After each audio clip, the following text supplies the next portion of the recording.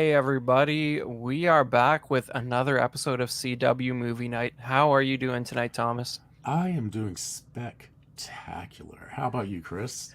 Not bad. It feels like we've been gone a long time. We have. It's Marco. been it's been like forever. Yeah, Marco and the guys filled in for us and did a Deadpool and Wolverine show. That was awesome. I really Yeah. enjoyed that. But yeah, man, it's time for us to get back to it. So we got one of your picks today, right?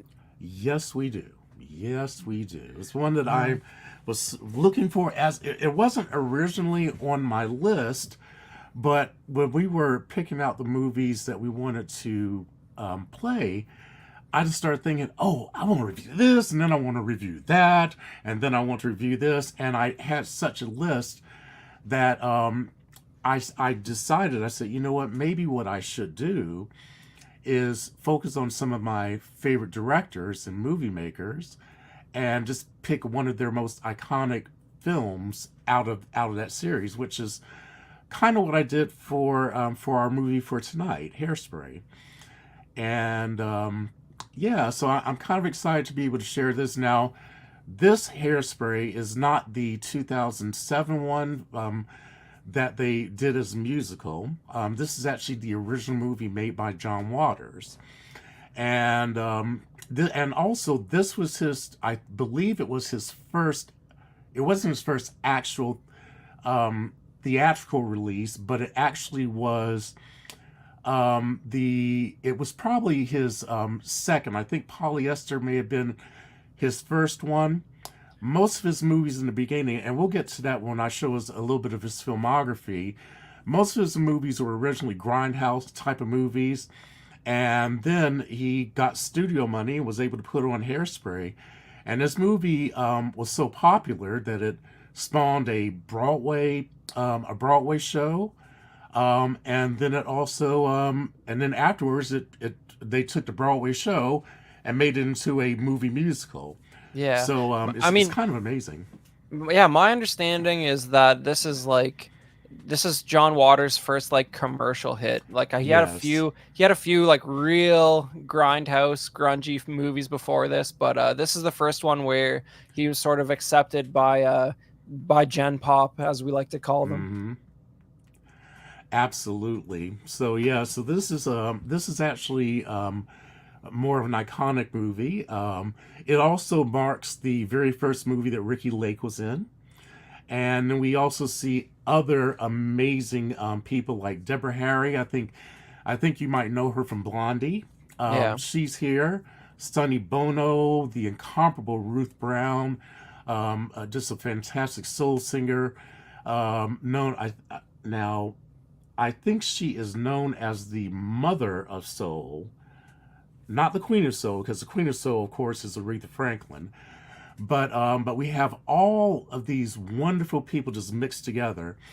Yeah. And what's also fun about this is that John Waters was raised in Baltimore, Maryland. So he does a lot of things. Most of his movies are centralized around Baltimore. As a matter of fact, he also has been notorious for using good friends of his that are not really necessarily actors, but they're just people that he said, "Oh, this is my buddy. Yeah, you want to be in a movie?" He's like, "Yeah, sure." And then they would come on and do a movie with them. So it's actually kind of fun to see that.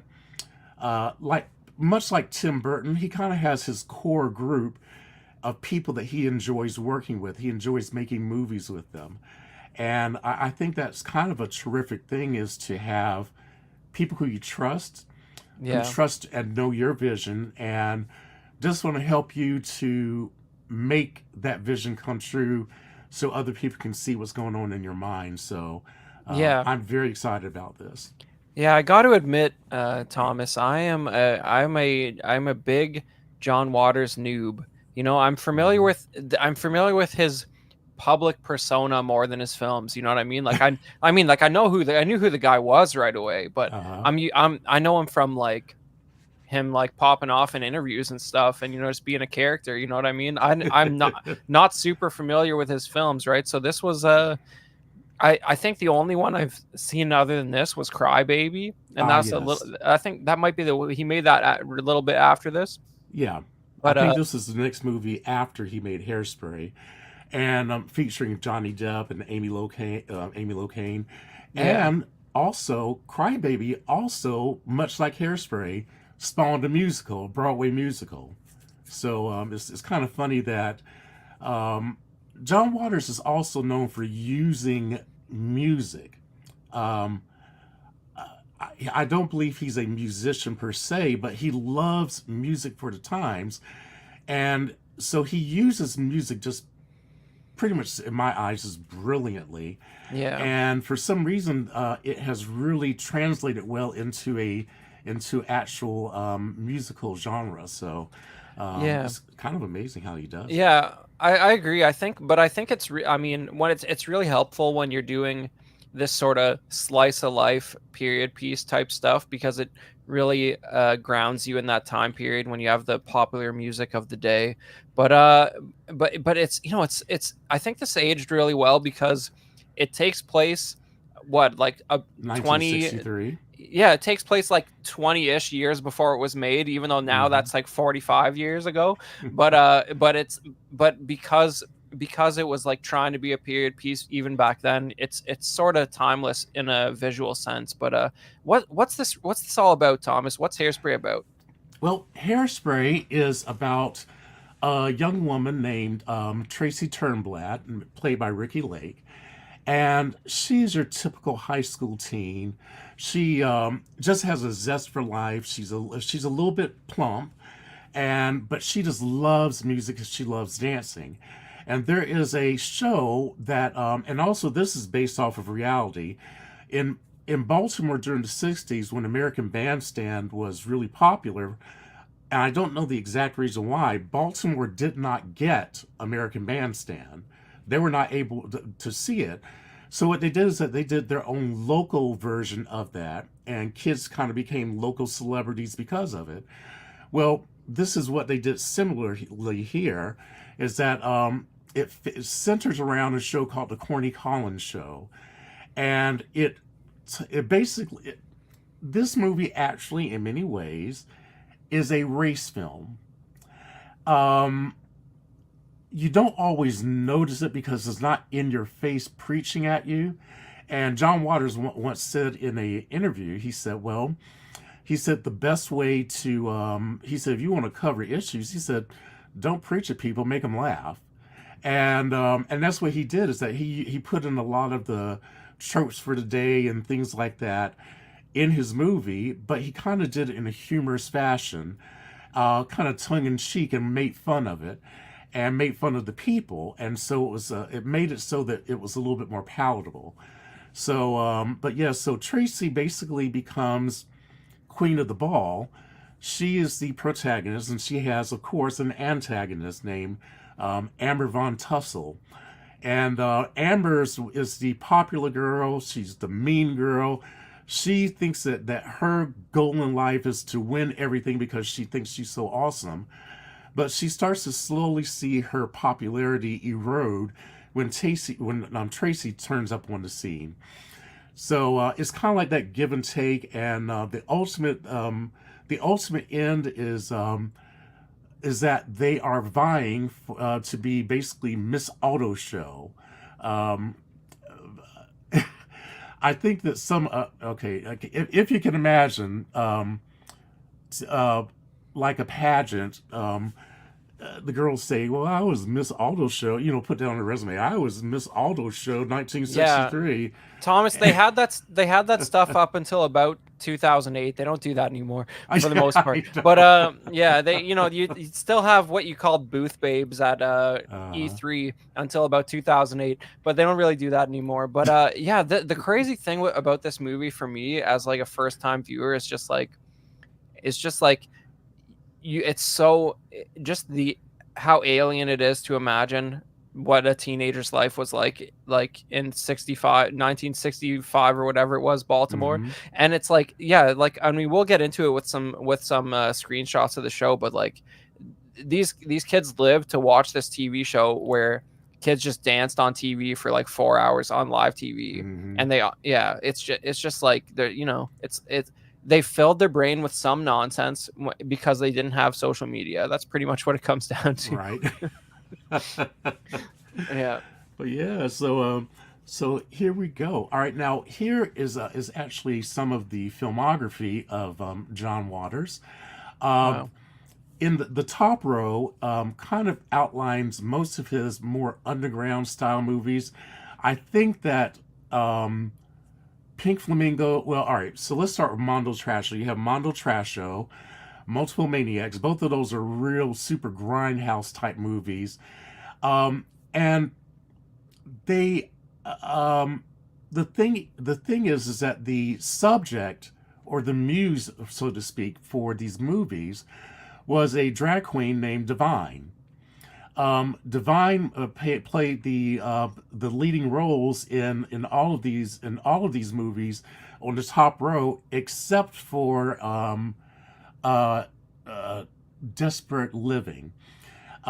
I think that Pink Flamingos, Female Trouble, and Desperate Living are known as the Trash Trilogy, and I think that's what John Waters calls it.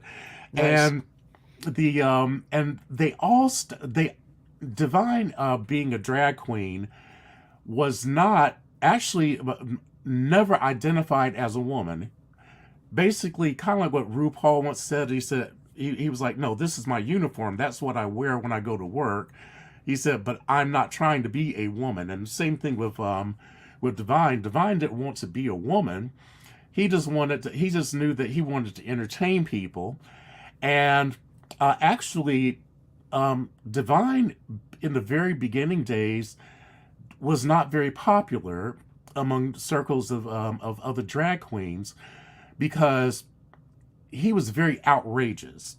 He wore outrageous makeup. He wasn't trying to be pretty, whereas drag queens back then, their goal was to try to look as female as possible. They were trying to be more female impersonators.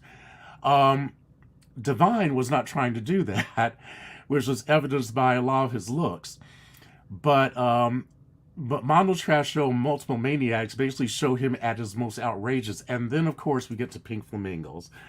Now, I I originally had thought about possibly trying to review that, but I said no. I don't think YouTube and the rest of the I don't think our fans are ready for Pink Flamingos. Basically, that was a movie where Divine played, and actually in all of these movies, Divine actually plays a woman. He's not playing a drag queen. He's playing a woman. And in Pink Flamingos, he's the matriarch of a family that is known as the filthiest family alive. And he they basically relish in this, and then they have like an antagonistic couple who is also trying to be the filthiest couple alive. And but there are quite a few scenes like a singing butthole and some things like that in that movie that I said I don't think that YouTube and the CW is ready for that. I certainly don't want them to get any strikes on them. So Well, I don't know, man. If you watch the last After Dark, it's kind of right in line with CW's like number one sort of subject matter. But yeah, oh boy, yeah, I but was on it. yeah, So yeah, but yeah, so we have Pink Flamingos. Then Female Trouble was another movie with Divine where he played a teenager named Dawn Davenport, and how she kind of started out as a juvenile delinquent into being a serial killer at the end. Um, and it kind of shows her progression. In Desperate Living, that one is a movie that did not star Divine, but basically starred another one of his staples, who I think has been in every one of his movies, and her name is Mink Stole.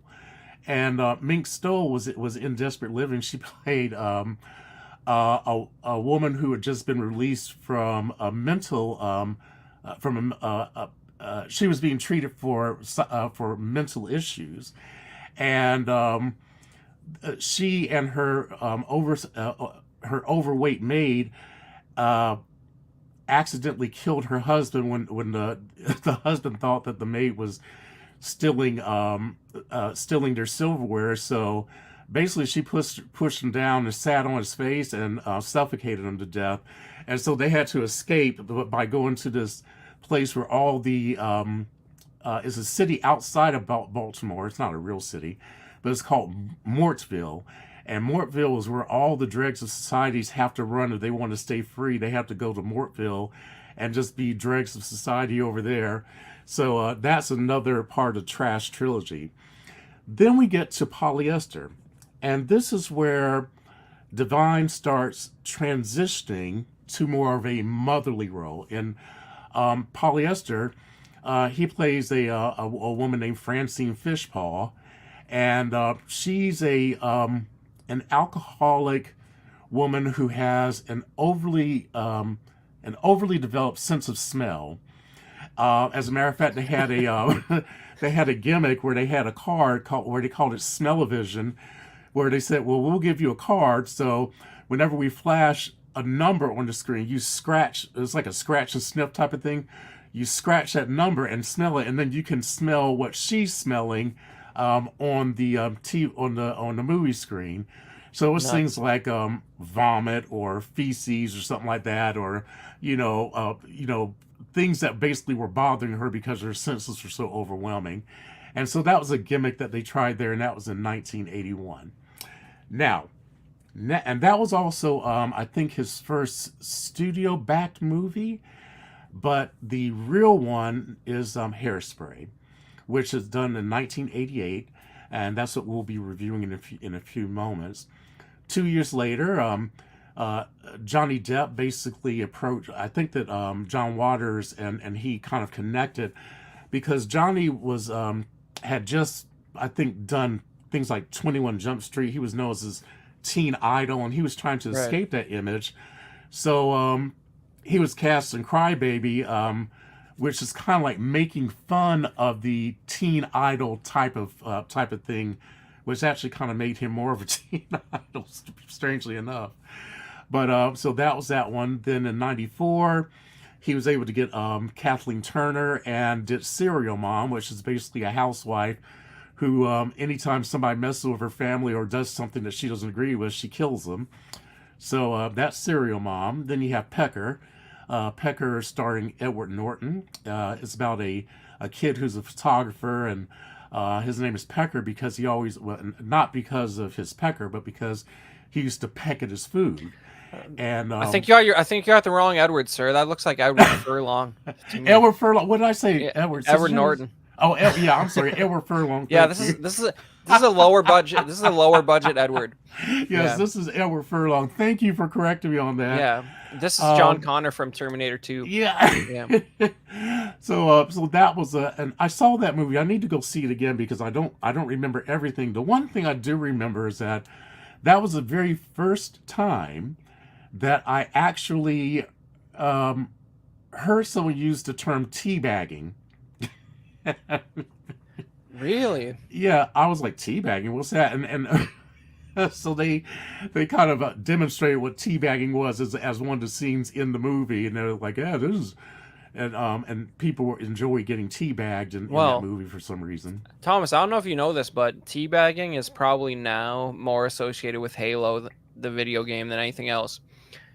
And it's the same teabagging, because what you do is when you shoot a guy in Halo and kill him, you then go over his body and crouch repeatedly over his face, and that's called teabagging. So that because he's watching his death cam, and you see it, he sees you doing that to him after you killed him.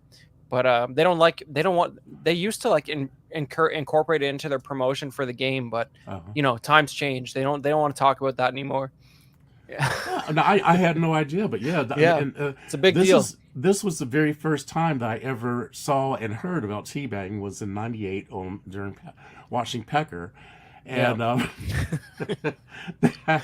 that was a scene. I was like, what in the world is he about to do? He had a stripper on the bar. People were throwing tips at him so they could get teabagged. Etymology. And then in 2000. He was able to get Stephen Dorff and Melanie Griffin, and they did Cecil B. Demented, which basically they had an actress, Melanie Griffin, and she she was kind of like one of these hoity-toity types, and Stephen Dorff kind of kidnapped her with his crew and turned her into like a vigilante, kind of similar to. I don't know if you remember from back in the 1970s, there was the Hearst family's daughter, Patty Hearst, was kidnapped by some people, and they held her. She kind of developed that what's Stockholm syndrome, and started to do criminal activities, and she actually served time in prison. And the one thing I like about John Waters is that he actually started using her in his films. She actually was in. I know she was in Serial Mom. He also did the same thing for the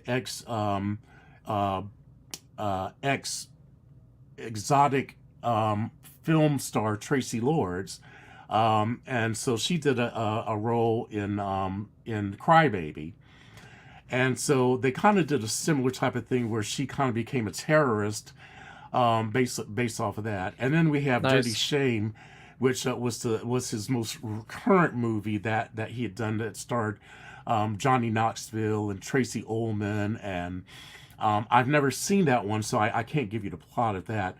But he has a vast, he covers lots of different topics. Most of them are ones that would be in most circles considered taboo. And what I liked Right. about the first row is that those are the movies where he didn't really care what critics and people said.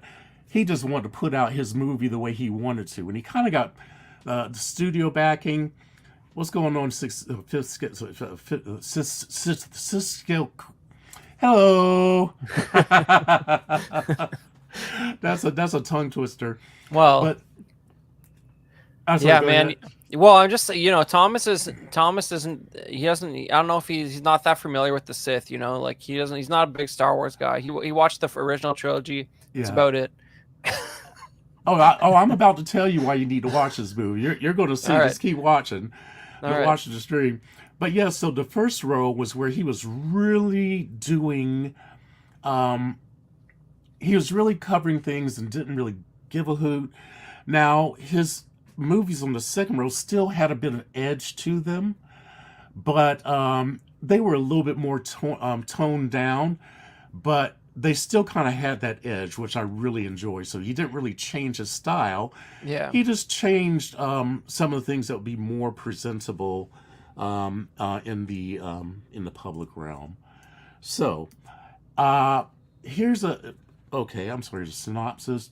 Yeah, we Let's can talk move into about the critical critical. reception. Yeah.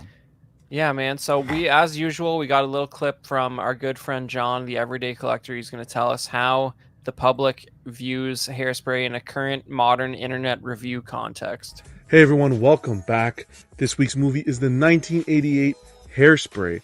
Not the Hairspray with John Travolta hip thrusting on the dance floor. This 1988 version, I'm here to give you the IMDb rating as well as the Rotten Tomato score. Let's jump right into it. On IMDb, this originally released in 1988 with a screen time of 1 hour and 32 minutes, got a rating of 7 out of 10 with 24,000 reviews. Rotten Tomatoes on the tomato meter with 46 reviews, a whopping 98%. It's high praise. And with 50,000 plus ratings, an audience score of 79%. Not bad at all. I'm going to send it back to you, Thomas and Chris, back in the studio. We will see you on the next episode. Take care. Hey, Awesome. guys. Yeah, so as you can see, this is favorably looked upon in retrospect, and we got Dafat commenting, "Can someone clue me in?" You know what, man? We're gonna start breaking down the movie in just a minute, so you'll be just fine. Yes, and so as you can see, the reviews are actually very strong reviews, and um, it's I kind of like the fact that you have people that are off the beaten track that still get their dues, still get their they still get their praise. And to me, I loved the heck out of this movie. I loved it when I first saw it, and I never tire of seeing it. Whenever it's on, if I'm not doing anything, I'm watching it because it's just an enjoyable movie to me. So let's step into it. So we're going to now go into the review, and there are spoilers here, but that's what we're here for, is to spoil it. So we're here to give you a little bit of spoilers, so then you can go to the movie and you can watch it and actually see it in real living time. All right. So this is a New Line Cinema movie, and it's a John Waters film, and it's called Hairspray. So of course we can see some kids here dancing on the Corny Collins show. Now remember, it's the studio that brought you Lord of the Rings, so expect something like that. Yeah. Yes. Okay, and so these are some of the actors that starred in it. Sonny Bono, you might know him from being married to Cher, and also serving as a senator in Congress before his passing.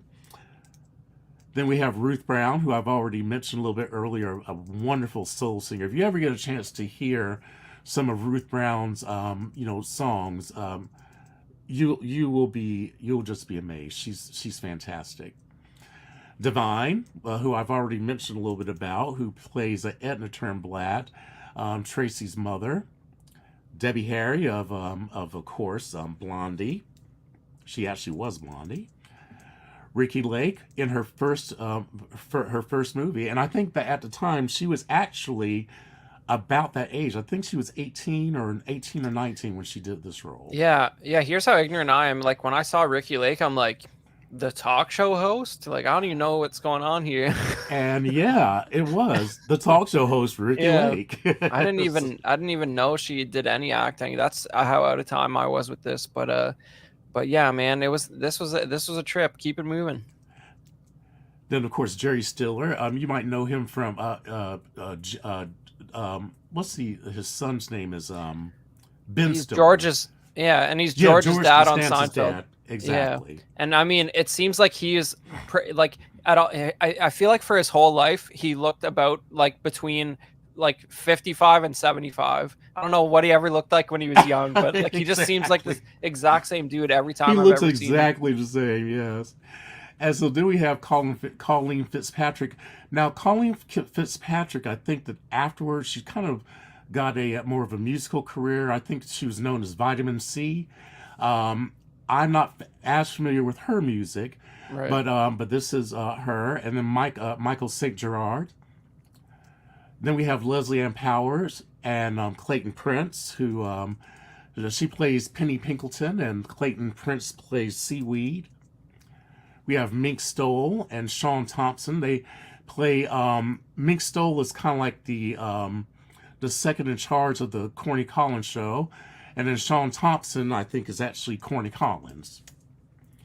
And then we have appearances by Rick Ocasek. I think he was like a punk rock singer from back in the day, and Pia Zadora.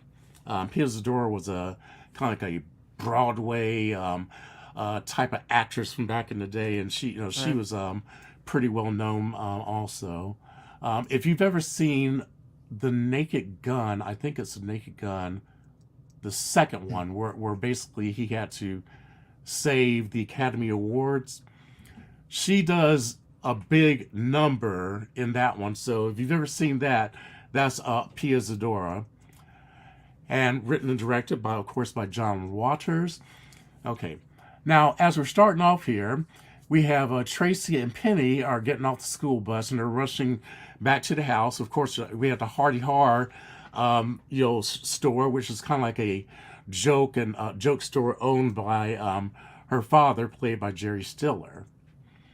Now, Edna is doing part of her job, which one of the things that she does to earn money is she does ironing for people, and so she's sitting there doing the ironing. So this is Divine, and that is one of her customers who's kind of like I think that's right, Jason. Rick from that might be where he's from. I know he was involved with music, but you might be right about that. Now, the girls get in, and the reason why they were rushing home is because they want to rush home so they could see the afternoon the show, the Corny Collins show on TV, and it, strangely enough, it was a daily show. I mean, it wasn't like something like once a week. They did the show every single day, so the the teenagers who danced kind of had to make a commitment of that time to go there and do their dancing.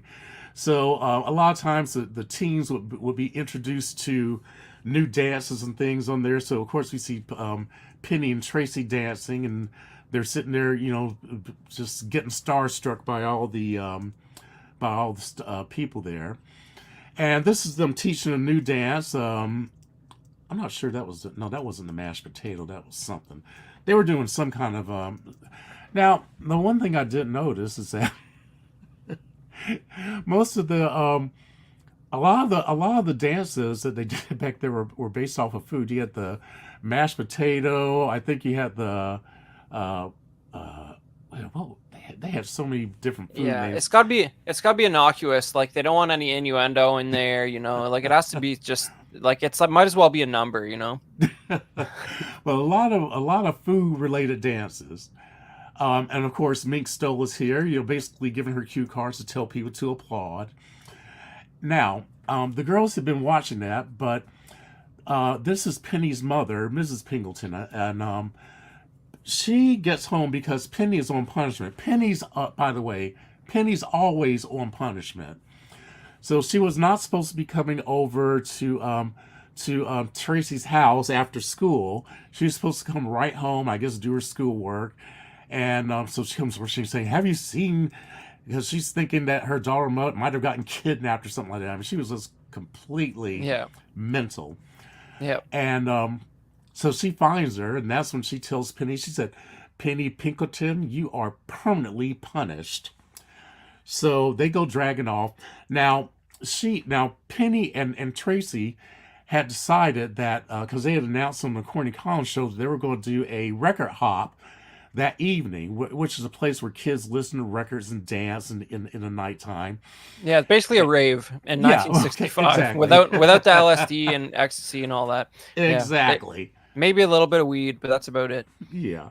So they basically conspire to basically say, okay, we're going to the library, but we're going to go to the record hop. So this is the kids after the show is over. They come out and they're basically greeting all their fans. And as you can see, Amber's too good to socialize now. Link, which is her boyfriend, the girls are all in love with him because he's dreamy. So she's just annoyed because she's like, oh, peasants. That's her general mentality, because her upper middle class family is too good for these peasants on the street. So she's trying to get out of there as quickly as possible. And now I have to admit, though, I believe that's a Corvette, right? I believe it is. I'll take your word for it. It's out of my time period. I want to say that's a Corvette. I'm not sure, but whatever it is, I'm in love with it. But that's a sweet car.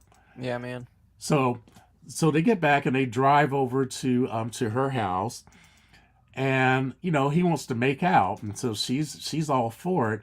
But then she looks in the rearview mirror and sees that she has a blemish. And she is completely mortified because there is going to be a record hop that evening. So she basically tells him, she's like, look, Link, no, I've got a blemish. I've got to go. So she goes rushing in. Now, this is her mom, Debbie Harry. Oh, not Debbie Harry. This is Mrs. Van Tussle. I can't remember her first name. So Mrs. Van Tussle is like the typical 60s mom with her palazzo pants and her, the big hair with lots of hairspray. And so she's basically trying to tell her daughter, listen, did you have to play that record with that I think she called it a race record or something like that, or that Negro record? She said, can't you play some Connie Francis or something? She said, Mom, she said, it's got a good beat and it's easy to dance to. So, typical teenage stuff. But her mom is kind of outdone. Now, Amber rushes upstairs because she's like, oh, Mom, I've got a blemish. You've got to help me. So of course, her mom tells her to lay on the bed. And she gives it a good squeeze. Of course, she had to put her gloves first, which is very smart. But I don't know if you heard it, but when she popped that pimple, it actually made a splort sound. So I was like, man, that must have been quite a pimple. Yeah, that's an effect shot right there. That's like a squib or something. That's like when somebody gets shot. They similar hardware. Yeah. Yeah, so so her dad comes in and said, "Listen, I want you to take these flyers and basically advertise for us because he has an amusement park called the Tilted Acres, and so he wants Amber to hand out the flyers at the record hop so people come to Tilted Acres and help support their family's venture. And, Amber's not too excited about it, but she'll do it. Now, here they are at the record hop at Corny Collins Record Hop, and so this is where we first see our very first kind of race based issue. We have a black couple which comes in. They want to go to the record hop also, and the security guard won't let them in because they're black. So they basically say they separate and go off. And this is Tracy. She kind of stands up for him. She said, "Well, why can't you let him in?" Because Tracy being so innocent and pure and this that and the other, she just loves all people. And she was like, "Why can't they come in and dance? We're just dancing." She didn't think it's a big deal, but he's like, "Okay, well, you can come in." So then she comes in, and the kids are doing all kinds of dancing. Right here, they're doing a line dance called the Madison, and now I believe that Madison actually is a real dance, but they were actually doing their little thing. Now Tracy has a thing for Link. That's him dancing next to Amber, of course. So she basically jumps in line and squeezes in between the two of them to do the Madison. And Tracy's like she's doing her thing because she can dance and then they finish off and they're like, wow, this girl can dance. So of course when they're done, all these teens come up and say, hey, you're really awesome. You can dance. Yeah, you can dance. You're really good at this. So Corny's up there and he introduces our character here, played by Ruth Brown, called Motormouth Mabel. And Motormouth Mabel is, she's kind of like she basically DJs I think they have Colored Night once, I think the last Friday of the month. So she comes in and she's there to basically, help, judge the dance contest. And so, she's sitting there talking to the kids and doing her thing. And Tracy gets asked to dance by one of the members of the council. It's called the Corny Collins Council. And so he grabs her. He's like, "Yeah, you can dance. Let's go out there and dance." Now, what's really interesting about this, I found about this movie. Now, John Waters hired her because she was heavy. He wanted a heavy person in this role. Now, of course, we can't hire on the basis of things like that anymore. As a matter of fact, they've had school productions where basically they Tracy has been played by actresses of different colors, different weights, things like that. But in particular, he wanted somebody who was heavy. As a matter of fact, they did an interview together, and in the interview, Ricky Lake was reminiscing. She said, "Yeah," she said, "when they did the Broadway play, she said, I want to play." He said, "You can. You're too old and you're not fat." Because by that time she lost weight, so he said, "You can't play because you're not fat." Well, that might be just an elementary school thing because I don't, you've heard of the Raspberry Awards, right, Thomas? Yeah. Where they congratulate an actor on a terrible performance. They gave that one of those to a kid a couple years ago, and like everybody was outraged. You're gonna traumatize that child actor for the rest of their life and all that stuff. So like casting a kid based on being overweight on an elementary school production is probably not going to slide anymore. But it's just if you can't even give a kid the Raspberry Award for a terrible performance for which he was probably paid six figures, like what?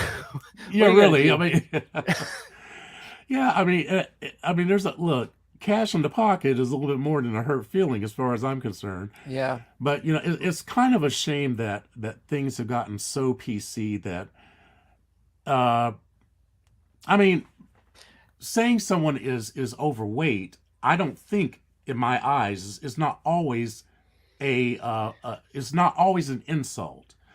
Sometimes it's just an observation. Yeah, you're pretty Yeah. heavy, but it's not saying that there's anything wrong with you for being fat. We're just acknowledging the fact that you're heavy.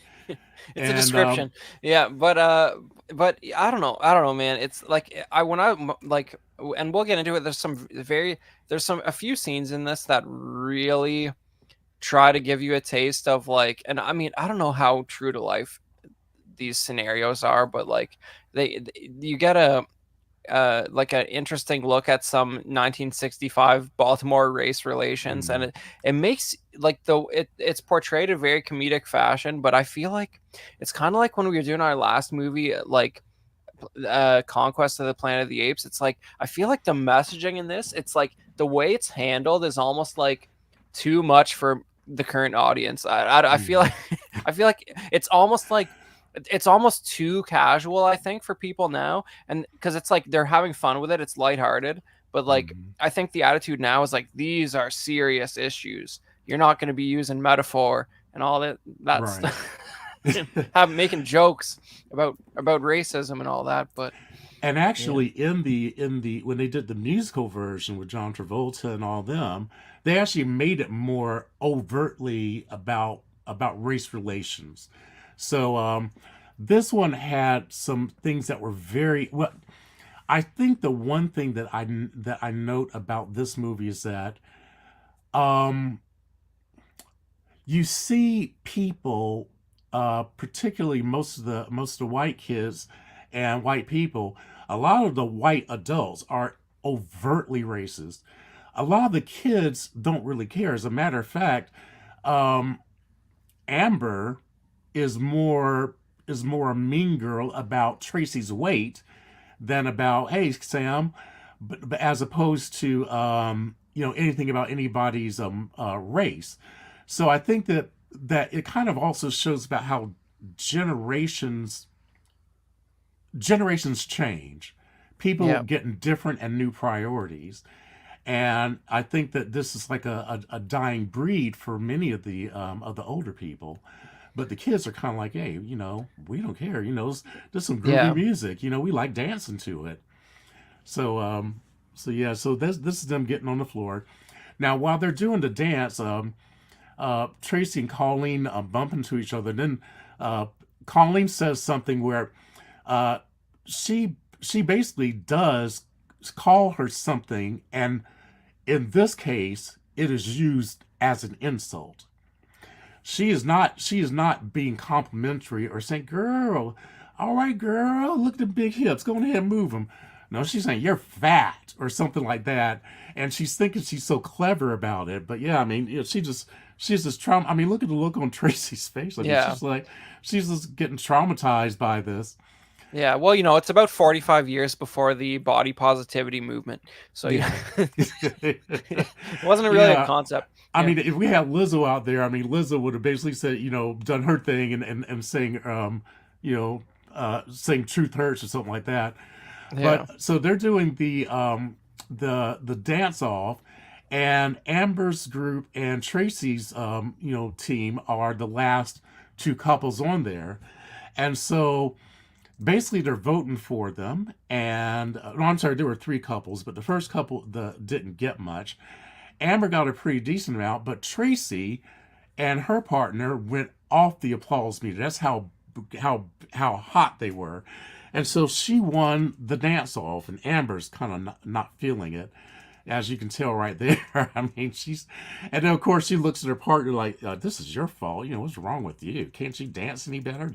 yeah. And so, That guy looks like he found a joint out in the back yeah, alley somewhere. yeah, he's like, Like "Hey, he's well, just he's out of it. Yeah, yeah, whatever." And so then Corny and them are talking. He basically says, we're having auditions for members of the council, which are the people who actually are showing on the TV show. And she's like, "Do y'all really think I'm good enough for it?" Kind of like Sally Field when she said, "You really like me" during her Oscars acceptance. Okay, and of course they're like, "Yeah, yeah, you need to come and try out for the council." So then of course they're playing some slow dancing music, and you know Amber's sitting here doing her little dance with Link, and Tracy, and she's basically saying something snide to her, and then of course Tracy's looking traumatized again. However, she found someone who's kind of like, I'm all into this, and of course then they start making out, and her weight didn't stop her from getting some. So Tracy was like, hey, I'm in this, so this is them trying out for the council. So we have Penny, of course.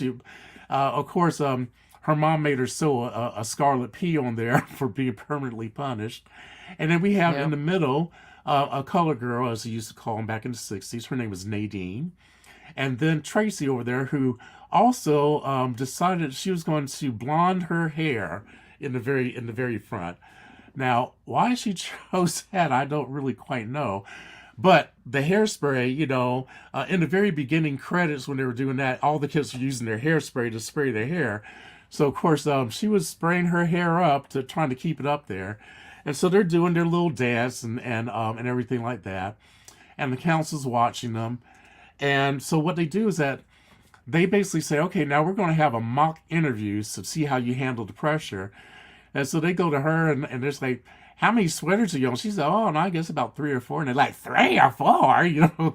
Like, you're some kind of misfit. 3 or 4 sweaters, that's all?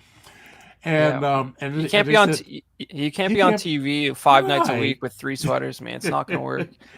And then she was like, and I think they asked her some question. She said, well, I don't know, but I really like to date a council member. So I think that they were kind of like, oh, no, this girl is a wannabe. She's just trying to get in here to be part of the popular crowd.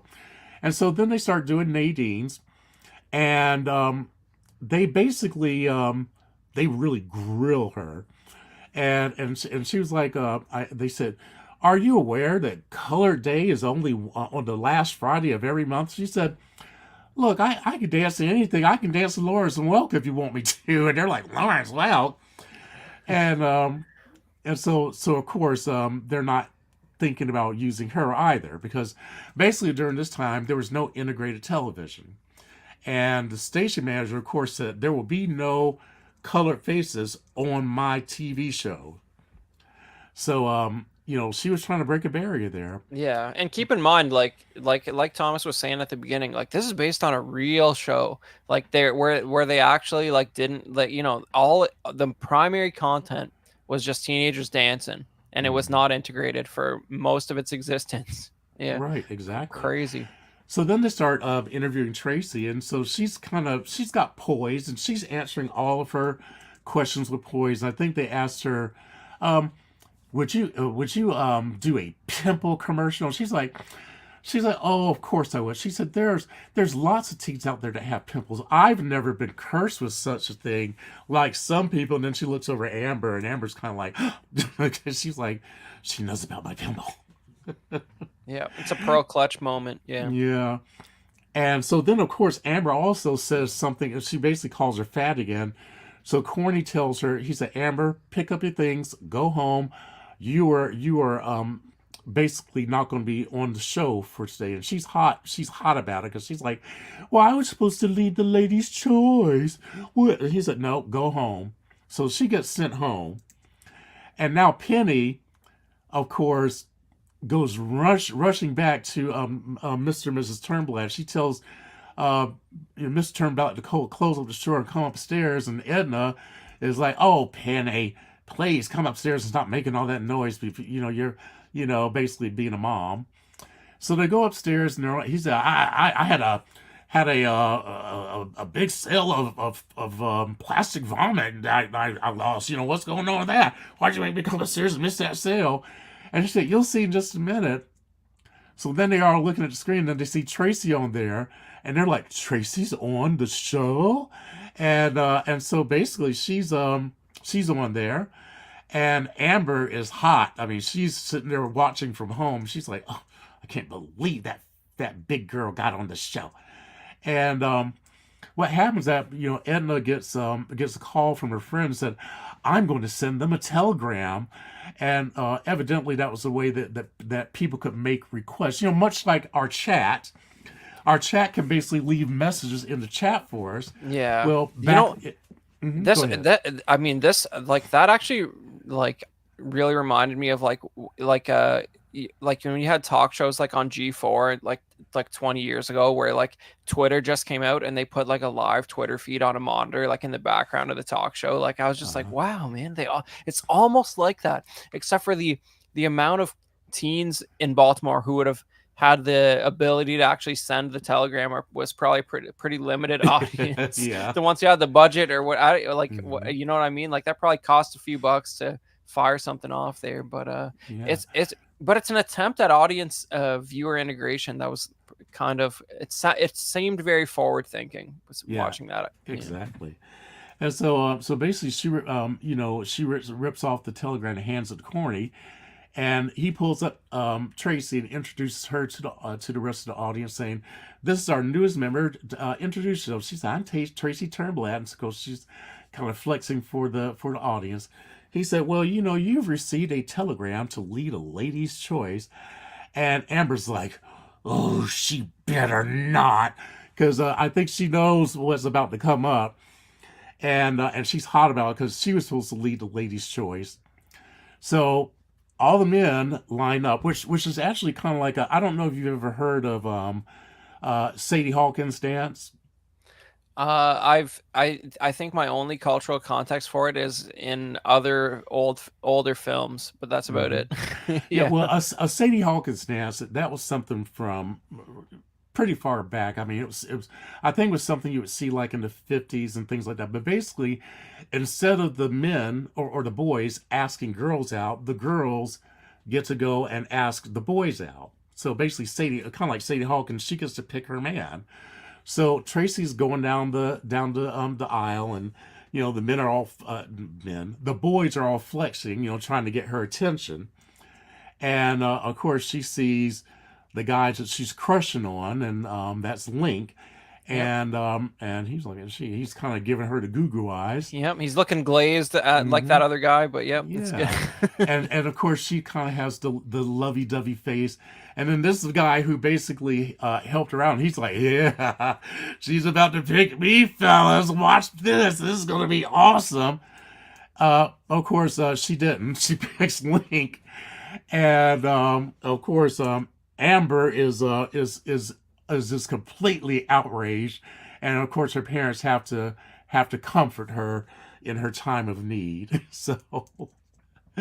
So the after the show's over, she goes out there to meet the audience, and all of the people out there, people were rushing to meet Tracy. She's the newest cast member, and also has become instantly popular among people, and it's probably because she's the one that's different than everybody else. I mean, she also exuded confidence, and but she also wasn't trying to be like the rest of the council. She was just trying to be herself. So she had a lot of fans out there. Now, of course, Edna is is sitting there taking phone calls because people are calling, making offers, and she's basically Yeah. becoming the her business manager. And Tracy comes home, of course, and says, "Oh, I'm in love." And they're like, "Yeah." So this is our fade into the next thing, because Edna and Tracy decided that they've got to get her some outfits. So they go to the place called the Hefty Hideaway, and that's a store for plus size women. And Wow. Mr. Pinky is the owner of this, and so they go into the Hefty Hideaway because you know, this is made for women who are of a certain size, I bigger wonder girls. I wonder if that's real. I wonder if that's actually based on a real thing, or if that. I Well, guess that. they Yeah, I do guess it have would.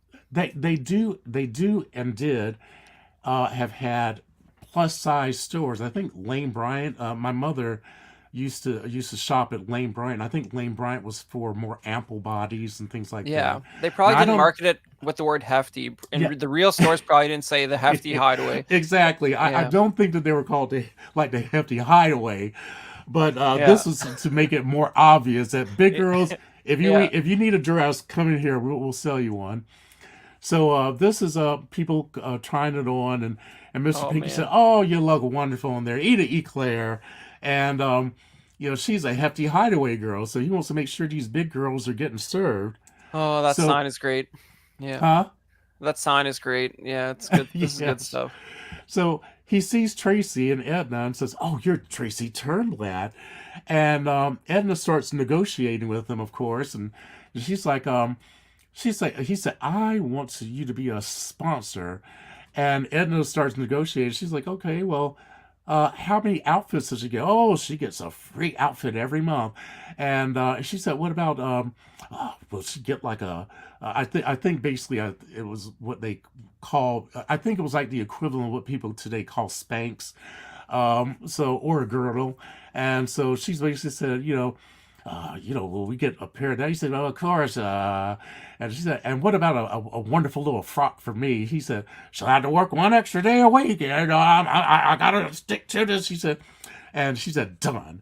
And so basically, now that her daughter has been sold into slavery for new clothes, um, they leave the hideaway with some new outfits, and they're basically strutting down the street, and they come to a beauty salon, and Tracy said, "Come on, Mom, let's get you a new hairdo." And of course, Divine is like, "Oh no, I can't go in there. Oh no," being real over the top about it. But then she comes out, and she's got a pretty good hairdo. Okay, so Yeah, man. so evidently that new makeover did wonders for her. So Tracy's like, "Welcome to the '60s." Now, here we are in the classroom. Tracy is basically looking at, she's in math class, and she's looking at some wonderful little hairstyles in the hair magazine, whatever. I don't know the name of a hair magazine. And of course, the little shrimpo behind her can't see past her big hair, and he's looking around and peeking on each side. And so the teacher said, "What's going on?" He said, "I can't see over her big hair." She's like, "I can't help, he's short." And she said, "Another student prevented from math based on big hair." Yeah, man. This is one of those. This is like here. This is how I ignorantly pick apart movies. I'm like, this time the costume designer didn't read the script properly, because I'm pretty sure this teacher's hair is taller than the hair that's being complained about. But Yeah, that but have no, but nobody's sitting behind her. That's the yeah, issue. I guess so. But the teacher's really indignant about this concept of tall hair, and I don't know Hmm. if that's valid. I don't know, man.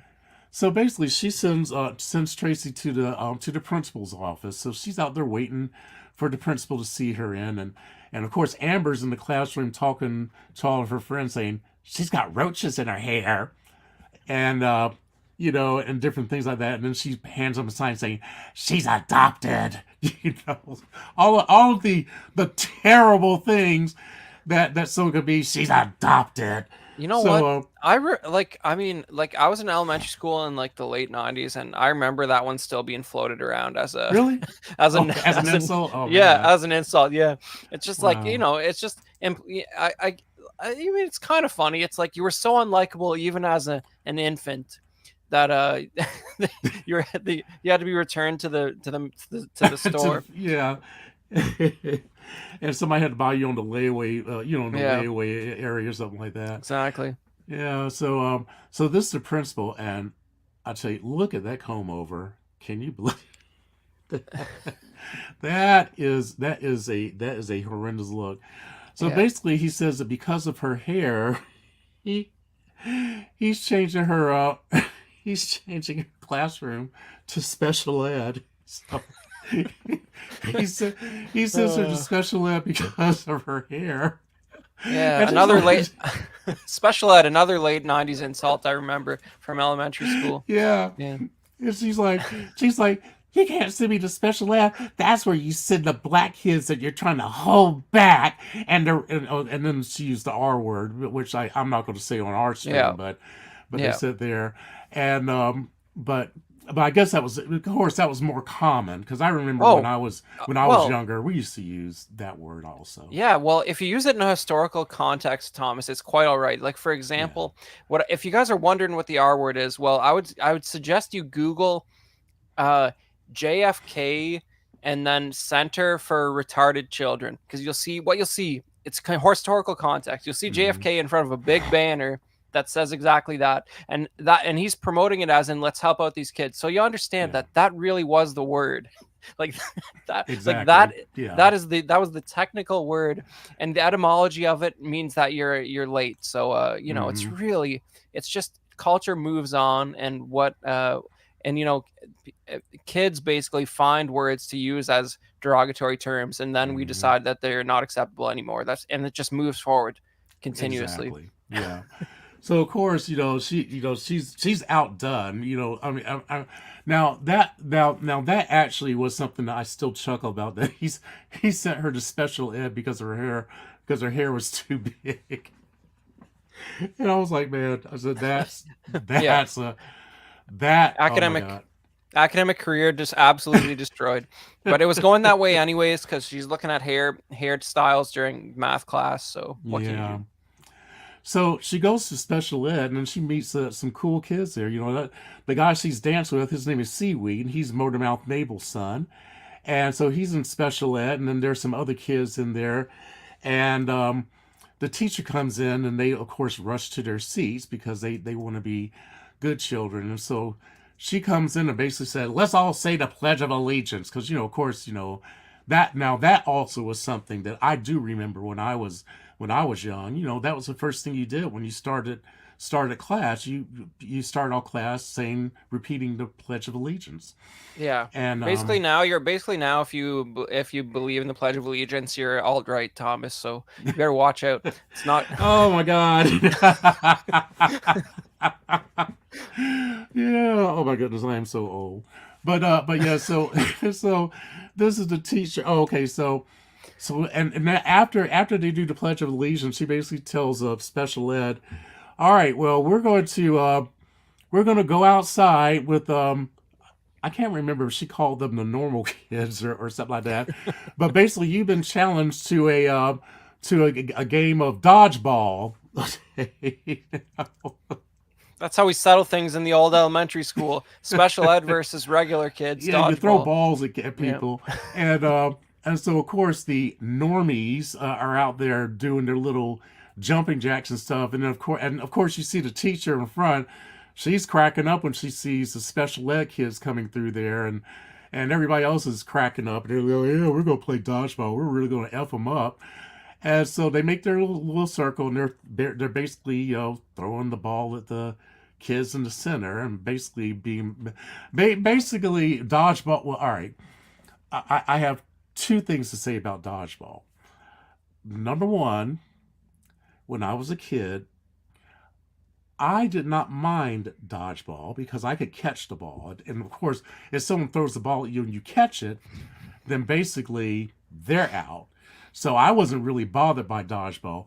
However, I can see that throwing projectiles at people could be considered as a form of abuse. So Yeah, well, I remember this being like when I was in elementary school, dodgeball was like that was the peak school phys ed class activity. Everybody was hyped mhm. about that because you could just whip a rubber ball at somebody as hard as you possibly could, and it was authorized by the school. Uh-huh. So I mean, it was just that was everybody's favorite game. I don't know, it was, Mm, but it wasn't your average class versus special ed. That's for sure. yeah, That's a no. hot take. Yeah, Yeah. so now here's Seaweed, and of course he's like, he's an athlete, so he's doing his thing. And of course, Tracy, because Penny is with the kids that are not in special ed. So she goes over and says, "Hey, Penny, see that cool boy over there, the brown boy? His name is Seaweed." And of course, Penny is she gets a look on her face like, okay, I'm ready to devour this. This is my speed right here. So now Amber gets the ball, and of course she does what most people want to do with dodgeball. she aims straight at Tracy's head and basically hits her so hard in the head that she gets knocked out. And then Seaweed basically gets a chance to kind of throw his flexes out there on Penny, and of course she's all here for it. She's like, yeah, okay, all right. And there's Tracy on the ground, and of course Link comes to check on her, and of course that's what Tracy wakes up to when she opens her eyes, and she sees her dreamboat hovering above her, and she's like, hi. And so now we see that on the Corny Collins show, she has a promise ring from Link. So now they're going steady. So, As they say, yep, it's so official. they're all doing the twist, and everything like that. And Tracy's got some moves on her. I'm like, that's the one good thing about the big girls. They got the curve, so when they move, all right, just like Lizzo. Lizzo said in that show in her song, uh, tempo. I think she said slow songs for skinny hoes. Can't move all this to one of those. I need tempo. So tempo gives a chance to really move it. So Scholarly. Yep. yeah, so they're moving, and of course the audience back home, you see Edna, she's actually, doing her thing. So is Wilbur. I think his name is Wilbur, and Yep. Penny stopped over, Founder of and Festivus. Yeah. right. So they're all doing the twist, because this is the most popular show in town.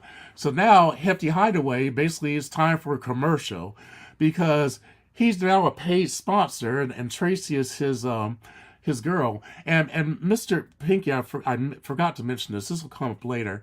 He told her, he said, I want you to be my Hefty Hideaway girl. He said, because I want to design your Miss Auto Show 1963 ball gown. So and so that's so basically she's there to advertise her Hefty Hideaway. So she comes out and that's a cute little number on her. It looks really good. He did a good job. I mean, it suits her. And so she eats a little eclair, and Mr. Pinky's over there. I think he says some kind of little rhyme like "fatty fatty 2x4 can't fit through the dining the front door," or something like that. And I'm like, okay, so he's reveling into the big girls. He's like, yeah, he's like, let's keep them big. He said, I like them big, and so she's basically advertising for him. So then after the show, Tracy and Link get on the bus because they want to go and visit Motormouth Mabel on in the other section of town, and now they're waiting for Penny, but of course Penny's on punishment as always. And while they're out there, now as you can see, these are not little girls; these are women. Women are watching the Corny Collins show, and I think a lot of it's because they see a representation of themselves on TV, which is kind of nice to be able to say, I see myself, I'm no longer invisible. And that was something kind of stood out to me when I saw this, is that people were so overjoyed for her because not only was her character very genuine and nice, but also, people were able to relate to her because I was like, we're not like these skinny girls. Call we're yourself big. there, Thomas. We're, But yeah, we got some thickness to us.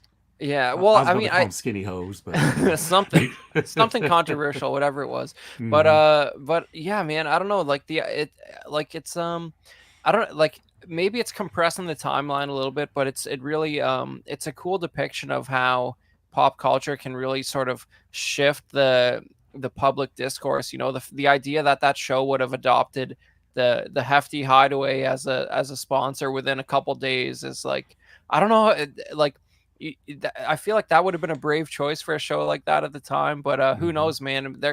I'm sure this is like a sort of compressed version of stuff that actually happened, embellished here and there. But I Right. think it generally holds true that, like as soon as the wider public sees an example of a person that they like from a particular subgroup, it's hating on those people is it's not as easy as it used to be the day before, man. Exactly. And the one Yeah. thing also is that, and this, I think that this is fairly true, particularly for this time.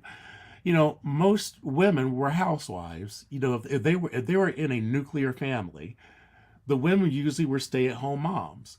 So they were able to sit at home and watch Corny Collins and other shows and things like that on television.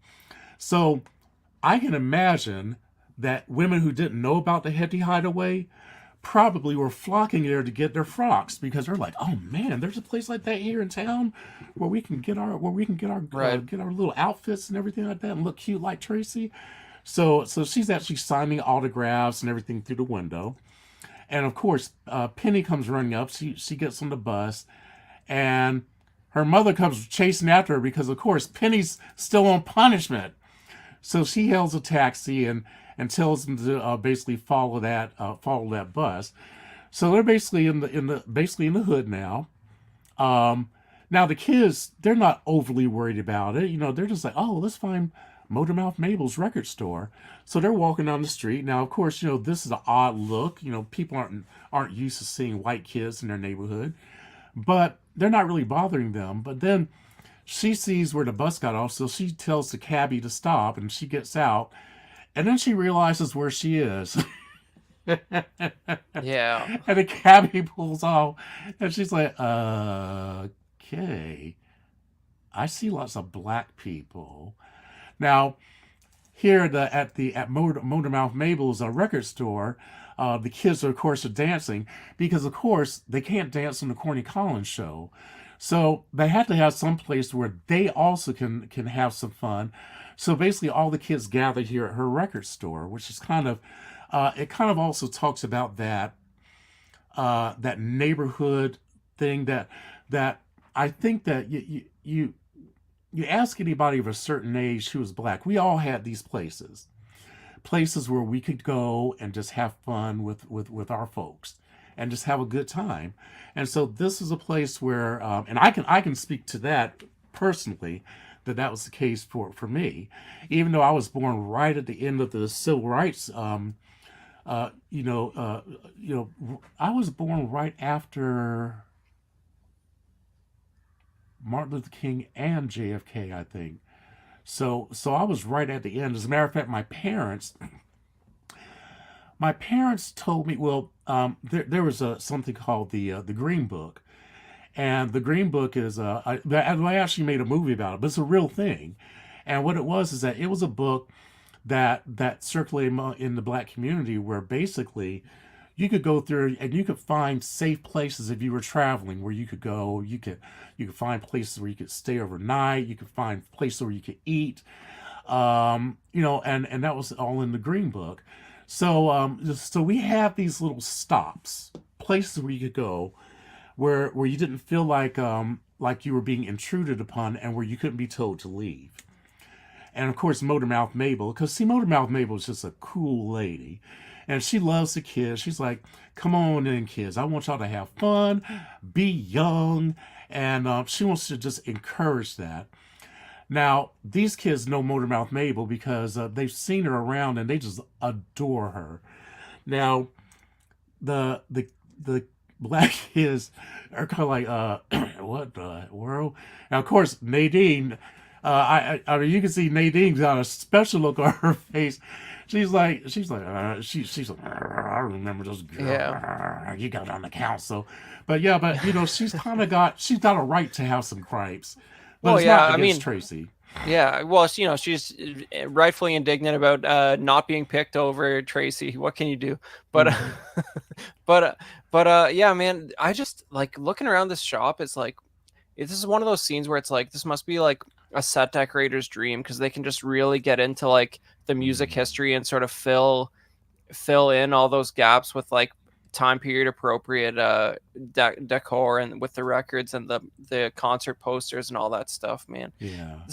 This is fun. You saw the little Bo Diddley poster behind behind the counter there. It's Hmm. good stuff, man. Yeah, and of course you got Seaweed over there dancing with his daughter. I mean, with his sister, and she sees Tracy and she goes running. She said, "Oh, you're Tracy Turnblad." She said, "I'm Lil Inez." That's Motormouth Mabel's daughter. Lil, and now I'm not sure. I didn't look at the credits close enough to see if they spelled it Lil like Lil Kim or something like that. But basically, she's Lil Inez, I and think it, see. I think I'm it's sorry. Go I think ahead. it's 65. It would have just been little. Lil- They didn't abbreviate back in 65. I don't think that's too early for that. It's amazing this guy's called Seaweed because he Mhm. definitely picked that himself. Yeah, That's well, ahead of no, his no, time. that was probably given to him because all right, you go into the hood, you probably go find a peanut. You go find, oh, now I hadn't heard of seaweed till here, but yeah, you're gonna find a Okay. peanut. You're gonna Okay. find, let's see what, So he uh, did something to justify being called Seaweed at some point, yeah, I theoretically. mean, there was something. I mean, either he was eating some greens and there was a piece left there that looked like seaweed. I don't know, but Okay. somebody named him or called him seaweed for a reason.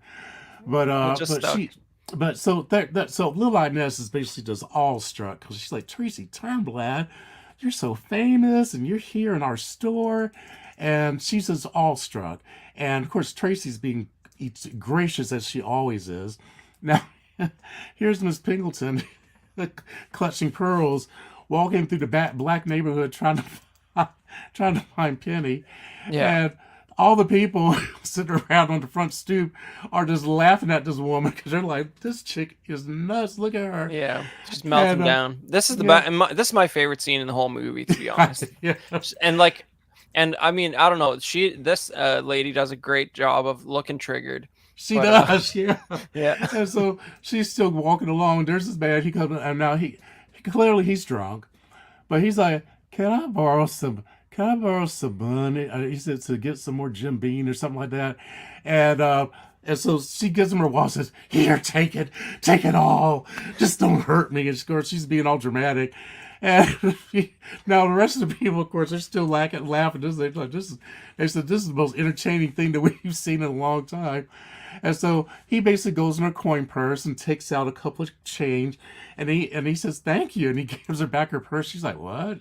And so she's just sitting here like, what in the world? He gave me back my money. He didn't take it all. So then she goes running. She sees a police car, but then she looks inside the police car and sees another black face. So then she's triggered once again. And you're Yeah. right. This is one of the most hilarious scenes. Yeah, this is. I mean, yeah. I mean, I mean, it carries on obviously a little bit longer, but like Mm-hmm. I don't know, man. When I was watching this, it just made me reflect on like,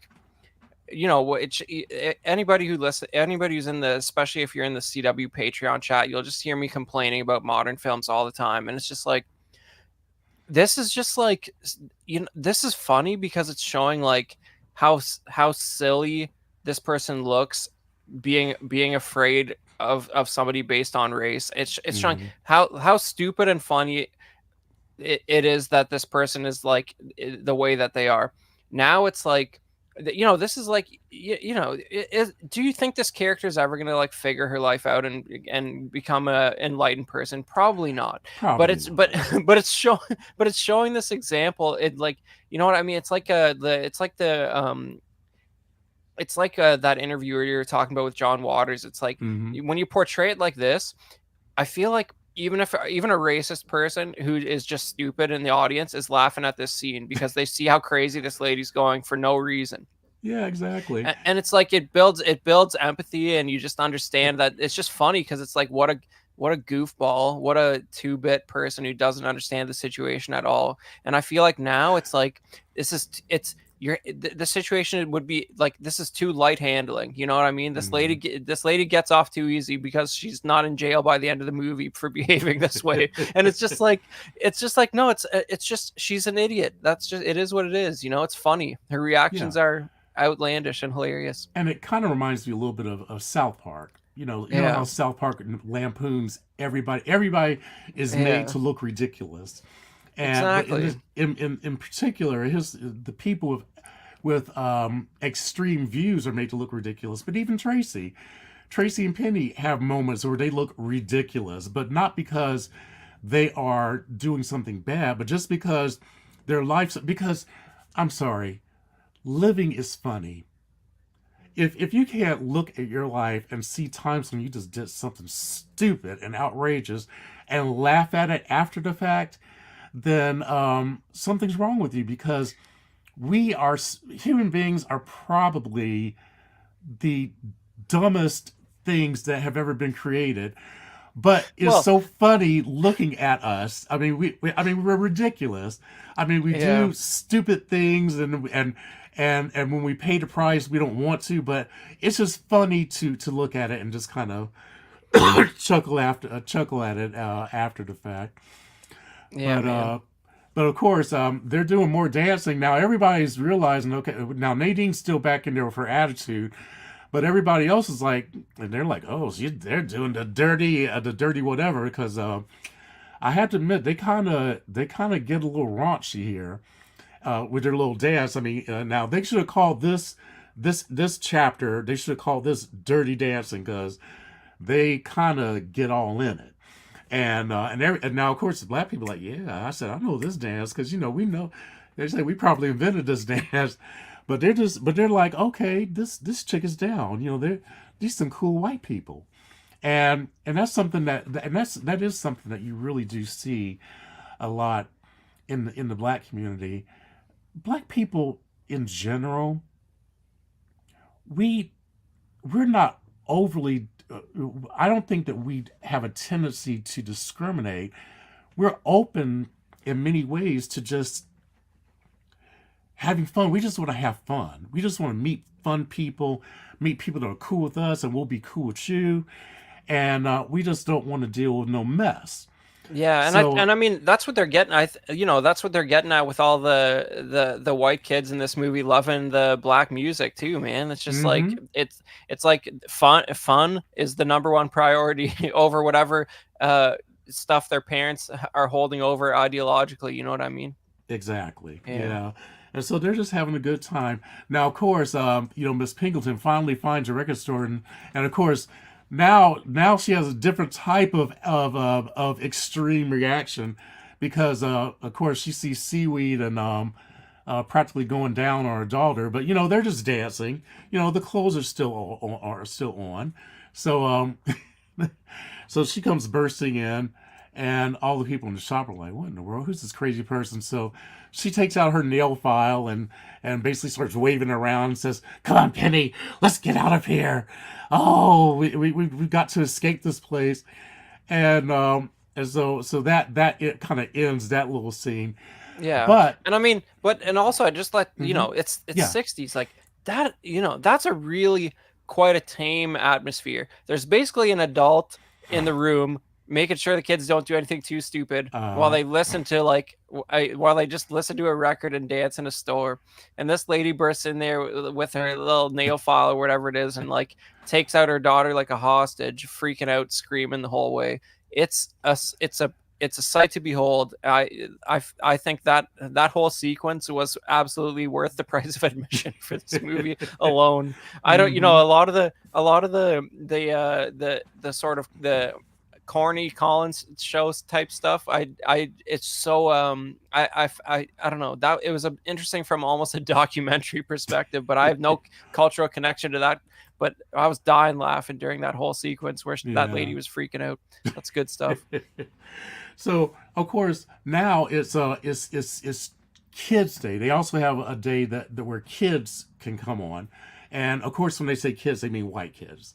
So so they have Kids Day, and little Inez wants to go and dance on there. So Seaweed and Penny bring her down there, and because they're like, hey, well, she's a kid, but surely the rules don't apply to kids. So they bring her over there to Kids Day, and of course, uh, you know, uh, uh, oh my God, Amber and her mom are sitting there because signing people's autograph books, I guess, or Amber is, and of course you see that they have a nice little view gathering, and they have their little matching outfits on. And then Tracy and Edna come in their matching outfits, and the table gets swamped. Now, of course, Amber and her mom are just outraged. They're like, this is crazy. Now, everybody else leaves them and goes over to them and basically flocks on them to get Tracy's autograph because she's the popular girl. And so she's just so honored and she's very gracious. Now outside, the security guard turns away Lil Inez because he said, "Well, this isn't Colored Day. This is Kids Day." He said, "Well, she's a little girl. Can't she come in?" And he's like, "No." So basically, the security guard goes in and tells Corny. He said, "Well, hey, let him in."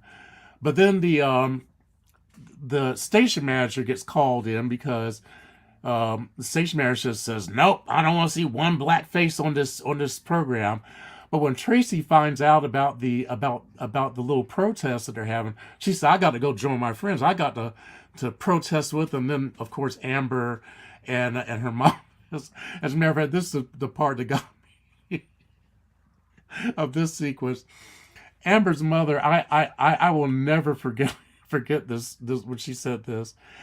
Her Edna's trying to stop Tracy, and Amber's mom goes up to Edna and says, "Can I ask you a personal question? Is your daughter a mulatto?" I was like, "Are you kidding me?" There must be some explanation for her wanting to go out and join the protest. What's a plausible explanation? Yeah, so I'm sitting here like, okay. So now you basically want to say that chick's got to have some black in her because there's no way she's not acting like a respectable white person. And but yeah, so she tries to stop her. She goes out there and then they do their little chant, integration now, segregation never. And the station manager, now the heavyset station manager, that's Divine. That Divine played a dual role. She played Edna. She also played the station manager. So the one in the blue shirt, that is Nice. actually Divine out of drag. And so they're discussing it, and they're like, "Well, you know what? Why can't a little child come on?" He said, "Nobody's gonna come on this thing if they got brown on their skin. We just can't have that." So, so of course, then the police pull up, and of course they split, and because they're like, "Look, Corny Collins and everything, yeah, but we don't want to go to jail tonight. Maybe someday, but not today, not over this." So yeah, Corny Collins is not the hill. Yeah, exactly. Yeah. So they split. So now they're having the black version of the record hop that Motormouth Mabel's on there, and so all the black kids in the neighborhood come over and they're dancing. Now, as you see, their dances are a little bit different. The white kids are dancing are a little bit more sanitized, but the black kids, we move and we're moving like this kind of reminds me almost of in the movie School Days when they were playing The Butt by now that wouldn't be too far off because EU, which was the group that did The Butt, is a DC based group, and DC and Baltimore are practically Baltimore is a little far off, but Maryland is right on the other side of DC anyhow. But they're all doing their little dance. They're shaking they're shaking their booties and having a good time. And of course, Seaweed and Lil Inez see Motormouth Maple, and they escort their mom in. And everybody's just like, "Yeah, that's Motormouth Maple. We love her, yes." So she basically says, "All right, kids, tomorrow there is going to be a Corny Collins thing at Tilted Acres, and we are going to protest because they won't let any of the black people in here. Because of course, Sonny Bono, Mr. Van Tussle, he owns Tilted Acres, and he said, if we start letting black people in, it's gonna shut our place down. It's gonna ruin us." So of course he can't. He doesn't want to let anybody in there. Of course, the station manager is going to be there because he doesn't want to see any black people on television. So she basically says, "We're going to go there and we're going to protest." And now this is when the kids slip outside to make out. Now this is the part that I thought was kind of funny. Well, and now this guy right here, and I wish I could remember his name. He is a real.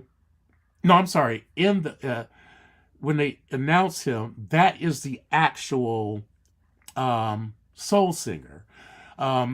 they didn't bother to de-age him, but that is him singing, and it's kind of, and his voice is like silk. I mean, his voice is like butter. But of course, Penny and Seaweed are making out, and Link and Tracy are making out. Now, what was kind of funny about this is that um, she's sitting there, and a rat crawls across the shoe. She basically just kicks it away. She's not bothered by the rat. She's just, look, I just want to make out with my man. And Yeah. and so while they're there, he says, I think, no, she says, I wish I had brown skin. And so Link says, our skin may be white, but our souls are black. I was like, all right, Link. Okay, we'll call you an ally. You're all right, Link. Yeah, I mean, workshop that one a little bit, but I don't I don't know if I don't know if, like, it's weird, man. Like, some sentiments like that, I don't know, today, I don't know if how well they'd go over. It's one of those things where it's like society hasn't progressed to the level where you can be transracial yet. That one lady got in a whole lot of trouble for that. Yeah, she did, but she was. I don't think she was very genuine. This guy, he truly, he's kind of like, and what's really interesting is that you could tell from their characters that they seem to have a draw to black culture, black music, and they really like it. Now, of course, the black culture and black music and stuff comes with a struggle that they would not be able to completely understand. But I can see their interest, because I think they see a freedom, because the one thing about black folks throughout history, in the midst of persecution, black people have always found a way to find joy and fun in some of the simple things. And when I listened to when my parents were living and my grandparents, just talking to them about the simple things that they used to do for enjoyment and things like that, knowing that they couldn't do all the things that maybe people that maybe white people could do or something like that, but they still found ways to be joyful and grateful and have fun with it. So that's the part that I took from that and really enjoyed that sentiment. So Tracy and Link, I will consider you allies. Yeah, I officially invite you into. You're invited to the cookout. So I'll let them. Yeah, they get to come to the cookout. Yeah, like, I mean, along the lines of what you're just saying, like, we make fun of the period aspect to this stuff, but like, this is, like you're saying, man, this is just a few years before you were born, and you talk about, like, segregated TV shows and stuff like that. I feel like this movie's from '88, but like any of the CW audience out there, like, it's made in '88 by people who remember living through this period. Yeah, Right. that's the thing about it, right? Like, it's not like, it's not a speculative sort of thing, right? Like, this is like John Waters, like, lived in this area during that period, and he's making it about stuff. It's like about stuff he saw at that time, right? So it's like, Mm-hmm. it's, you're going back, like, it's like the subject matter is 50 years old, but it was, it's made 20 years after it happened by people who experienced it. So, like, there's a layer of authenticity to it that I think it makes it interesting for people who have no cultural context for this situation, like that. Yeah. And it's hard for me to believe also that all of this really did happen within my lifetime. I mean, next year I turn 60, so basically, I've been alive for over half a century. When I say it like that, it sounds like a really long time. Well, my body and my mind don't recognize that. I still feel young. I still remember young, but it kind of puts it in perspective for me that, wow, these things actually did happen when I was, a lot of these happened when I was a small child, but Yeah. I was still there. Yeah, it wasn't that long ago, and just it's like, I love that once in a while, there's like a it's not a meme, but like it's presented like one where it'll show like the Wright brothers' first flight, and then Yeah. it's like 60 years later that the guys got to the moon. It's like Hmm. if when you put those two images side by side, it doesn't even seem possible that it could happen that fast. Yeah, And then like exactly. it's just like in the scheme of things, like this subject matter was yesterday, really. It's within living memory, right? Like Hmm. and when you see like the massive cultural shift we've had since then, to the point where seeing that lady freaking out in the black neighborhood is like, you wonder. You're not like, obviously racism still exists, but I don't know if a lady like that still exists in America. You know, Yeah, where she's gonna yeah, walk down the street like freaking out like that. I don't. yeah, There's yeah. She'll freak out, but she'll do it in a Karen way now. So yeah. now she's gonna be calling the police and say there was a black man trying to attack me, or just like I look. I watch lots of Karen videos on Yeah, YouTube, yeah, and the ones that always get me is when they're not getting their way. How they had a woman. She didn't fall down. She lowered herself to the ground and said, "Oh, he just kicked me to the ground. Police! This yeah, black man just threw me to the ground." Like, you just yeah. look. I'm taping you on my phone. You sat down on the floor. I Yeah. mean, She's like one of those soccer players who tips, like gets her knee grazed, and then 5 seconds later decides it was a penalty. You know what I mean? mhm. It's like it's not when you have everything on in HD on camera from 50 different angles, that stuff doesn't play too well. But Exactly. yeah, Yeah. man. But I don't know. It's just like like I was saying, if you're in the audience thinking about watching this, first of all, it's like it's a visual feast full of music, and it's got a lot of comedy, and we're not doing it justice, and we're not trying to do it justice. We're just trying to tell you to check it out, because it's a real slice of life sort of thing, man. It's pretty good. It's good times. Absolutely, absolutely.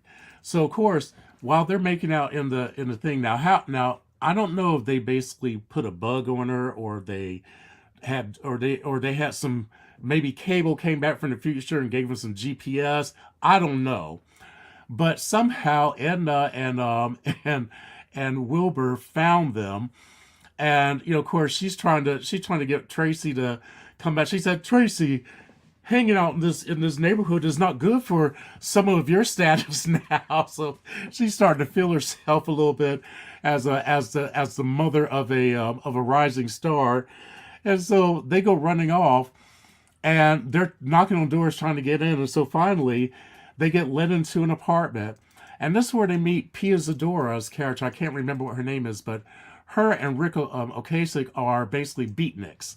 So you know I think that in this movie they said that the people with the hairspray and the big hair were called hair hoppers. I think is what, I don't know if that was a Baltimore term or if that's what was generally known as, but they were called hair hoppers. And these are beatniks. Basically, they had the straight hair. They were kind of hippie-ish. They like to smoke weed and get high, and just do their thing.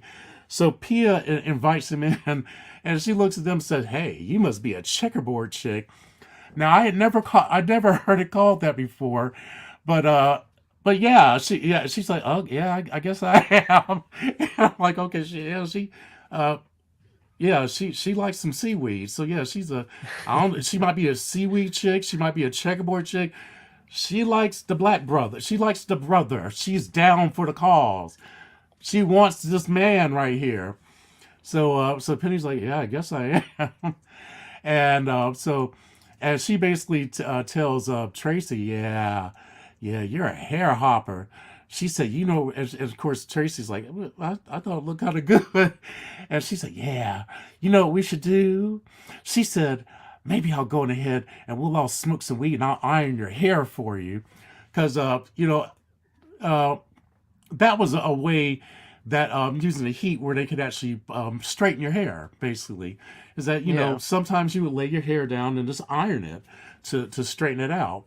I know that in the black community, we used to use a thing called a hot comb. It had a comb. You'd lay on my mom would lay it on the burner and heat it up, and literally you just pull it through that hair and seal that stuff straight, and hope that you don't wind up touching your scalp or your or Yeah. your neck with it, because there were many black girls that had little marks on their neck from where their mama accidentally burnt their neck with a hot comb. But yeah, ironing the hair was something that people used to do.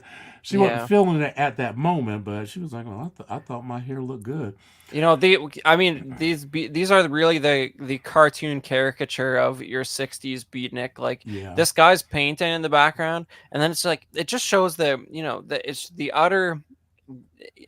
I don't know if John Waters is trying to present these guys as like the ultimate degenerates, but like the guy's painting, Hmm. and then he puts his head through the painting that he's just spent who knows how long on. That's the ultimate expression of running in a hamster wheel and wasting your time. You know what I mean? It's like, But I think it's kind of like representing a little bit about rebellion and the changing times, because yeah, we're talking about '63. You were starting to get into the hippie movement and things like that of the late '60s, early '70s. And so these beatniks, that was one thing. They liked wearing black. So they were kind of goth also. But yeah, they liked smoking weed and just playing bongos and painting and just kind of wasting time, as you said. But so yeah, as soon as she says talking with you, said, "I think we better go." But when they go, of course, Edna and Wilbur pull up, and then the Pingletons wind up pulling up, and they find Penny. Now they bring with them. Now this is actually John Waters doing a cameo as the psychiatrist with his little pinwheel, and he's trying to hypnotize her. And they bring out the straitjacket, of course, because of course she has to be crazy to be wanting to hang out with black people. So of course they have to kidnap her and take her home and treat her for her illness. so so of course, yeah, I thought when they brought out the straitjacket, I'm like, okay, yeah, wow. yeah. You still had insane asylums back then. Like yeah, So yeah, so they get her, and she's like, "Seaweed, I love you," and of course Edna says, "Link, Tracy will see you in the morning. Come on, Tracy, we have to go." And so she's doing her little mother role and everything like that, and so here's the next day at Tilted Acres, and they're about to get ready for it. Now they're doing a little bit of Corny Collins type of thing, because they're getting close to the car show, and they're looking to see who is in the lead. So they're doing their thing. Out now, this is the grand opening of Tilted Acres, also, by the way. And the first thing they have is a protest. So of course you see the black people here in the community, they're protesting it because they're not able to get into Tilted Acres. Now, Mr. Van Tussle, Mrs. Van Tussle are sitting there promoting their show, and of course she has her big '60s hair, early '60s hair, and they're being interviewed, and here he is again saying, "Don't you let any black faces on my TV. I just won't have it." Now, what we see here is that Tracy is in the lead now, and Amber's not feeling it. Now, this lady, oh yeah, I think they had to go back to Africa sign, and of course she lights up a cherry bomb and throws it into the crowd. And of course sounds like gunshots, and so everybody starts panicking, and the black people were like, "Yeah, we're good. Let's get in here," and and there's this mayhem, and of course Amber goes running all saying, "There's a race riot happening, Mom. There's a race riot." Now this woman has her little white purse, and she basically busts a Link in his knees and basically breaks his kneecaps with her little white purse. Now of course Tracy comes and spits in her face. I think she might smack her down or something like that. So then they haul her off into the paddy wagon, and now of course I have to check myself and make sure that's not racist. A paddy wagon. Well, all right. Well, I cannot confirm whether it is or isn't, Tom. That I haven't heard that one in a while, but so they throw her in the back of the truck and haul her off to reform school, And yes, they did have reform school. So he's dragging himself saying, Tracy, I have to get to you, my love. And so he's dragging himself along because now he's crippled because the lady broke his kneecaps. so so here they are sitting in reform school, and Tracy's getting her hair ironed because now she's ready to rebel. She's like, I'm going to be like the beatniks. I'm going to iron my hair, and and I'm just going to be like this. And of course, clearly she's made friends in reform school because, she's got a sister up there ironing her hair for her. Now, then the TV comes on and she sees Link being interviewed, and so she's still hot for Link. So of course she has to French kiss him through the TV, and I'm like, okay, that's all right. It's quite a prop there, that hollow TV. Yeah. Get you that angle. Yeah, man. So now the Van Tussles are now conspiring because they're like, all right, if Amber doesn't win Miss Car Show 1963, we're going to use this bomb and we're going to blow him up. So, of course, the bomb is an alarm clock. Now, as you can see, kids, if you were too young for this, that is what was used. It was like a clock with two bells that would ring back and forth to wake people up, and this was used before we had iPhones too, that we could basically say, wake me up at so and so. You had an alarm clock that you had to set. So you have an alarm clock here with a couple of sticks of dynamite attached to it. Now how how they're going to get that to set off without lighting the fuse, I'll never know. But basically, he creates a bomb, and what they decide they're going to do is that they're going to hide it in her hair because she still has the big '60s hairstyles. So they have figured out, they're like, if Amber doesn't win, we're going to blow this sucker up. So here they are at the auto show, and Amy now Tracy's still in reform school. Okay, and when we get there, people are consoling Link for his broken kneecaps, and they're like, oh yes, and Amber's there thinking that she's the belle of the ball. Now Seaweed and Penny get out, and they decide to disguise themselves as nuns so they won't get figured out, because basically they're on the lam because he helped her escape from her family home where they were keeping her prison. They put up bars and everything like that to keep her in the house while they were reforming her. I love to sign Amber as an asshole. Now, the thing I love is the O. Okay. Yeah. I missed that the first time watching it. That you pick up on a lot of interesting props and set deck with the freeze frames, man. That's a wild sign. And so that's part of her hairstyle, and so he's getting everything set, and so he's basically going to hide the bomb in her hair, and so he gets it all set, and they put it in there, and everything's ready, set, go. So the governor gets back to the governor's mansion, and people are protesting because Tracy's still in reform school. So Motormouth Mabel and Lil Inez basically handcuff themselves to the mayor and usher him into the house and say, we want you to let Tracy Turnblad go. And he's like, who's Tracy Turnblad? And he said, she's some kind of abolitionist. I think that's what they called her something. And, that escalated quickly. Yeah. They said she's in the in reform school or something like that. So they're trying to convince him to let her out. Now, of course, the Van Tussles come in because, of course, they're highbrow. And so they get past they go past the velvet rope, and they thinking everything's good. So, of course, the station manager, basically just reminds everybody pipe down. We're about to tell you who won the Miss Auto Show. And so basically he announces that Tracy won. So her and all the other girls in the reform school are just cheering. They're so happy that Tracy won. But then, and of course, since she didn't win, Ms. Van Tussle is like, okay, I gotta blow this bitch up. Let me get my bomb out. We're gonna blow this thing to the ground. And so, that was the bomb, of course. So he basically the station manager tells everybody to pipe down and says, I got something to say.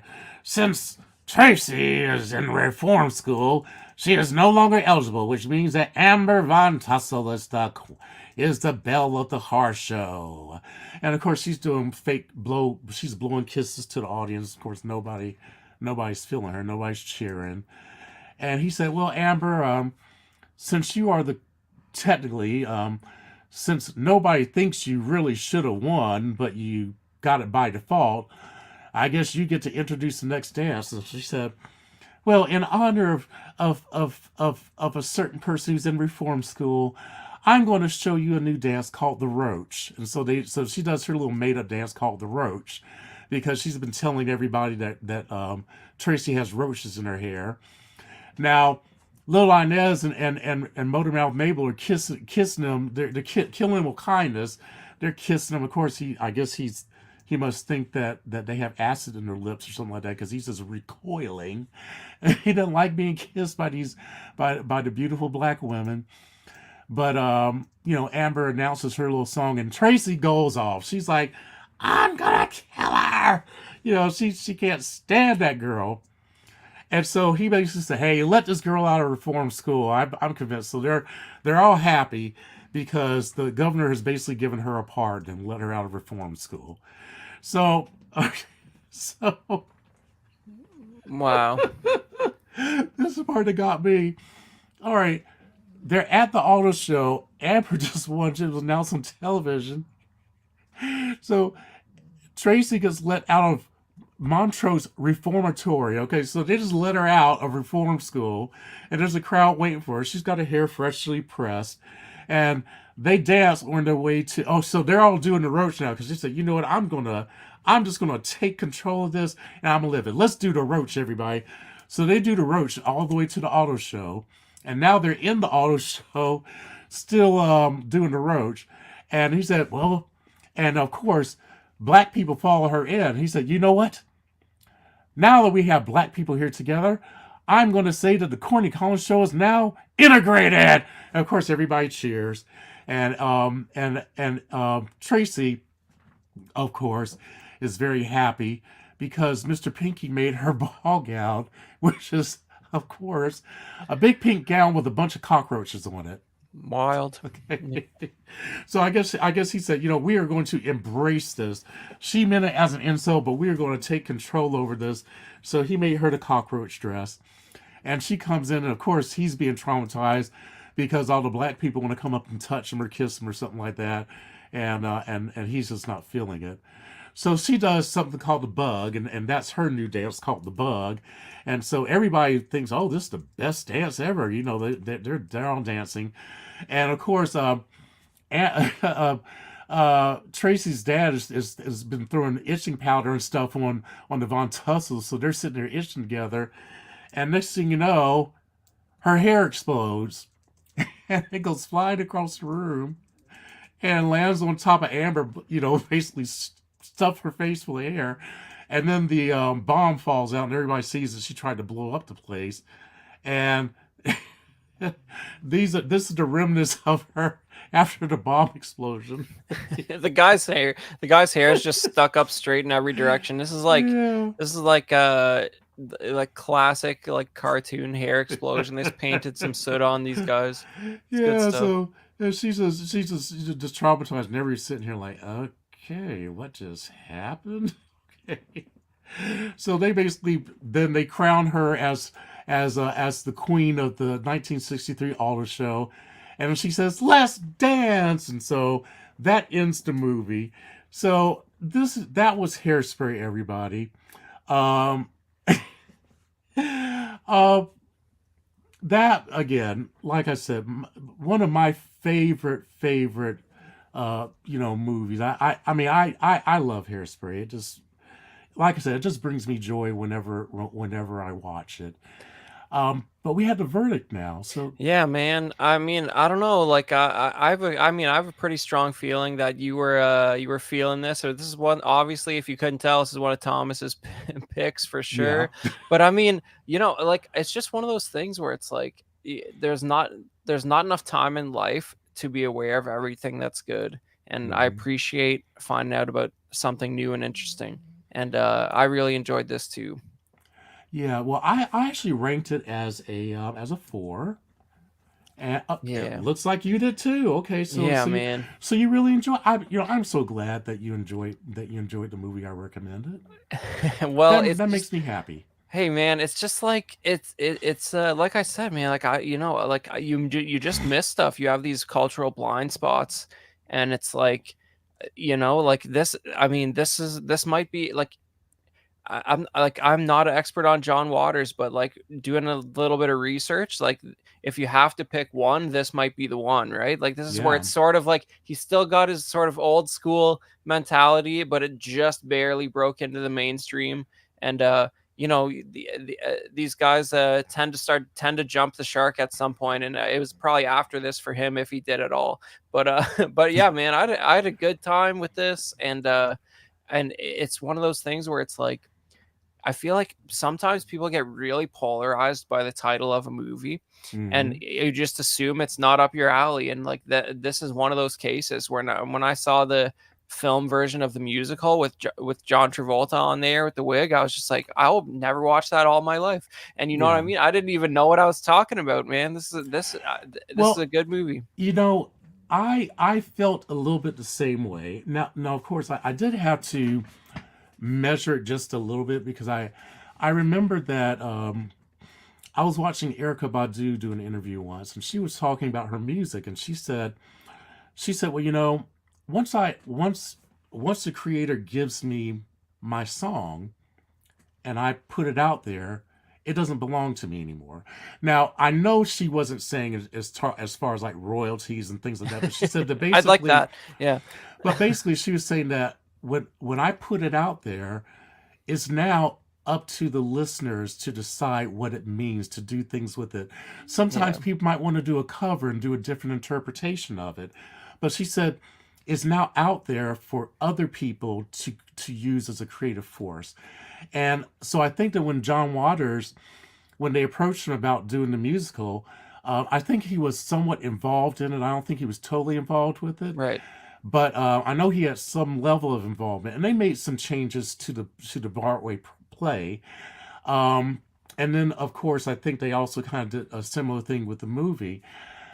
Uh, Now, I thought choosing John Travolta as Edna Turnblad was probably a miss, because I actually saw clips.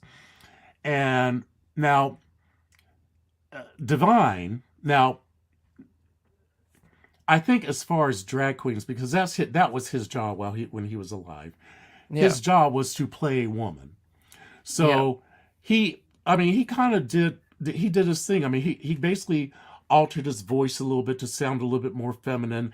Now he did act outrageous. So he acted um, more outrageous than a woman would normally act. But it was something where you could still suspend your you still had a suspension of disbelief. This person could exist. Yeah. Yeah, that's John what I was. Travolta, no, there was no Well, way. it's funny. Like we're talking about like how things have like changed over the years. Like that, the movie version of the musical is 2007, and I Uh-huh. feel like if they made that today, there's no chance they're not getting a famous drag queen to play that role. They're not going to Right. just cast some male actor, you know what I mean? Like it's Hmm. just because there would literally like the social media outrage over that decision would be deafening in a way that it wasn't in 2007. You know what I mean?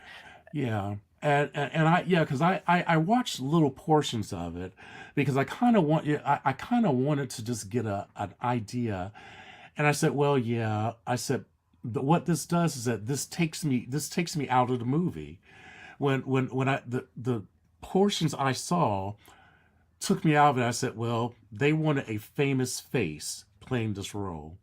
And they wanted a male to play it, not a drag queen. They wanted a male to play the female role. And I said, they didn't cast, I thought that was bad casting. So from, and that's just my opinion. That was for me. Yeah, I haven't seen the movie, Some people but might disagree, but yeah, I didn't think it was good casting.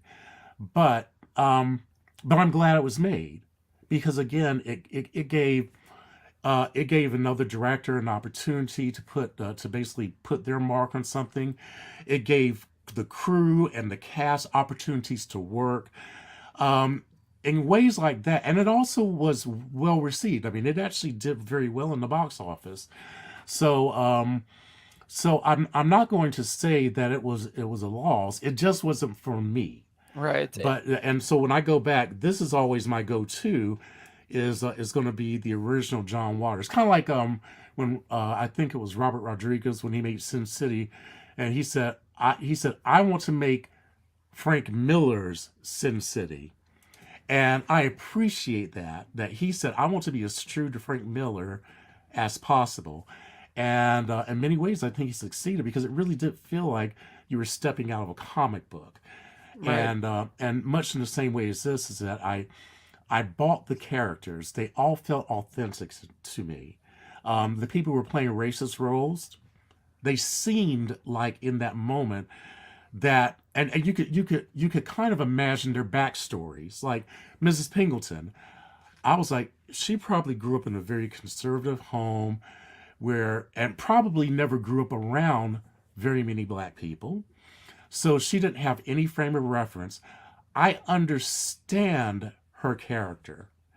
I understand how Penny, being of a new generation, meeting her own contemporaries who think differently than her family. I can see them being interested, them being influential, and then meeting some guy, and then she says, "Why do I like this chocolate so much?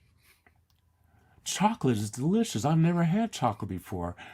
I think I want more."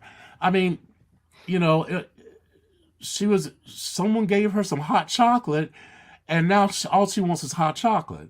So I mean, I believed these characters, and so that's the reason why I Yeah. why I believe it. Yeah, man, it's fun, and like this is if you're like me and you're ignorant about John Waters, this is definitely a great place to dip your toe in, and I'm gonna be looking up some of those older ones from the top half of your filmography list that you put out there, man. Yeah, if you really if you want your mind to blow, the first one you should watch is Pink Flamingos.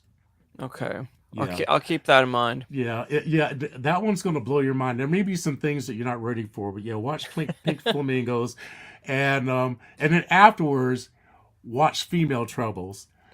Look, that one still blows my mind. Okay, especially, all right. There's a character. Her name is Edna Massey. She was one of the regulars that was in a lot of John Waters films. She was an older woman. She was missing teeth. She had a very large stomach. It looked like she might have had like a. It looked like it might have been like a hernia or something like that. I mean, it was just huge. And they had this woman dressed up in S&M attire and stuff like that. I mean, it was, It's really strange that that's not the movie that broke him into the mainstream, Thomas. That's crazy. That's crazy to me. I won't believe it. But yeah, man, we got one more segment here. yes. So what collectibles do exist for Well, Hairspray? I didn't find many for the '88 movie. However, for the 2007 remake that they did as a musical, they actually did a line of Hairspray dolls. So even though they're not six scale, they're not collectibles like Hot Toys level of collectibles. They're more like Barbie types of collectibles. Yeah. But they actually had the entire line of characters. They had a Edna, they had a Tracy, they had Amber, Penny, and Link. Um, oh, also, and I think they had a few others, but also they had a John Waters Funko Pop, which I thought was pretty cool. And as a matter of fact, it kind of makes me want to go and see if I can find it if it's not overly expensive. But yeah, and of course he's holding his pink flamingo. So Right. Yeah, man. I mean, I'm not usually a big fan of Funkos, but like this says, I guess I don't know how the numbering format works with those. This is 66. I guess it says Pop is Icons a series icons. of like real people I as guess I opposed don't know. Yeah, even if it is, I'm sure that's got to be that must be a few years back if it's Yeah. 66, because there's like an endless supply of those things. But I But mean, that one is actually kind of cool looking. I mean, I kind of yeah, want it. I mean, just like it's amazing how much just having his eyes like 20% closed, how much that does for it. Yeah, it's just and the And pencil mustache. the little Yeah, pencil mustache. Yeah. yeah, that's good So stuff. yeah, but that's Hairspray. I mean, I hope the chat. I'm not sure how many of you are remaining here with us because I actually don't have YouTube open, but I certainly hope that all of you who. Oh wow, yeah, I didn't know how to. I look. We're at a little bit over the 2 hour mark. I Yeah. think we'd be at 2:30 or 2:45 if I kept in all the other slides. I did some serious editing. It may not seem like it, but I cut out a lot of slides. Yeah. But yeah, I hope you all got a taste of what Hairspray was is about, and I hope you give it a shot. I hope you'll go and check it out because, like I said, it's an entertaining movie.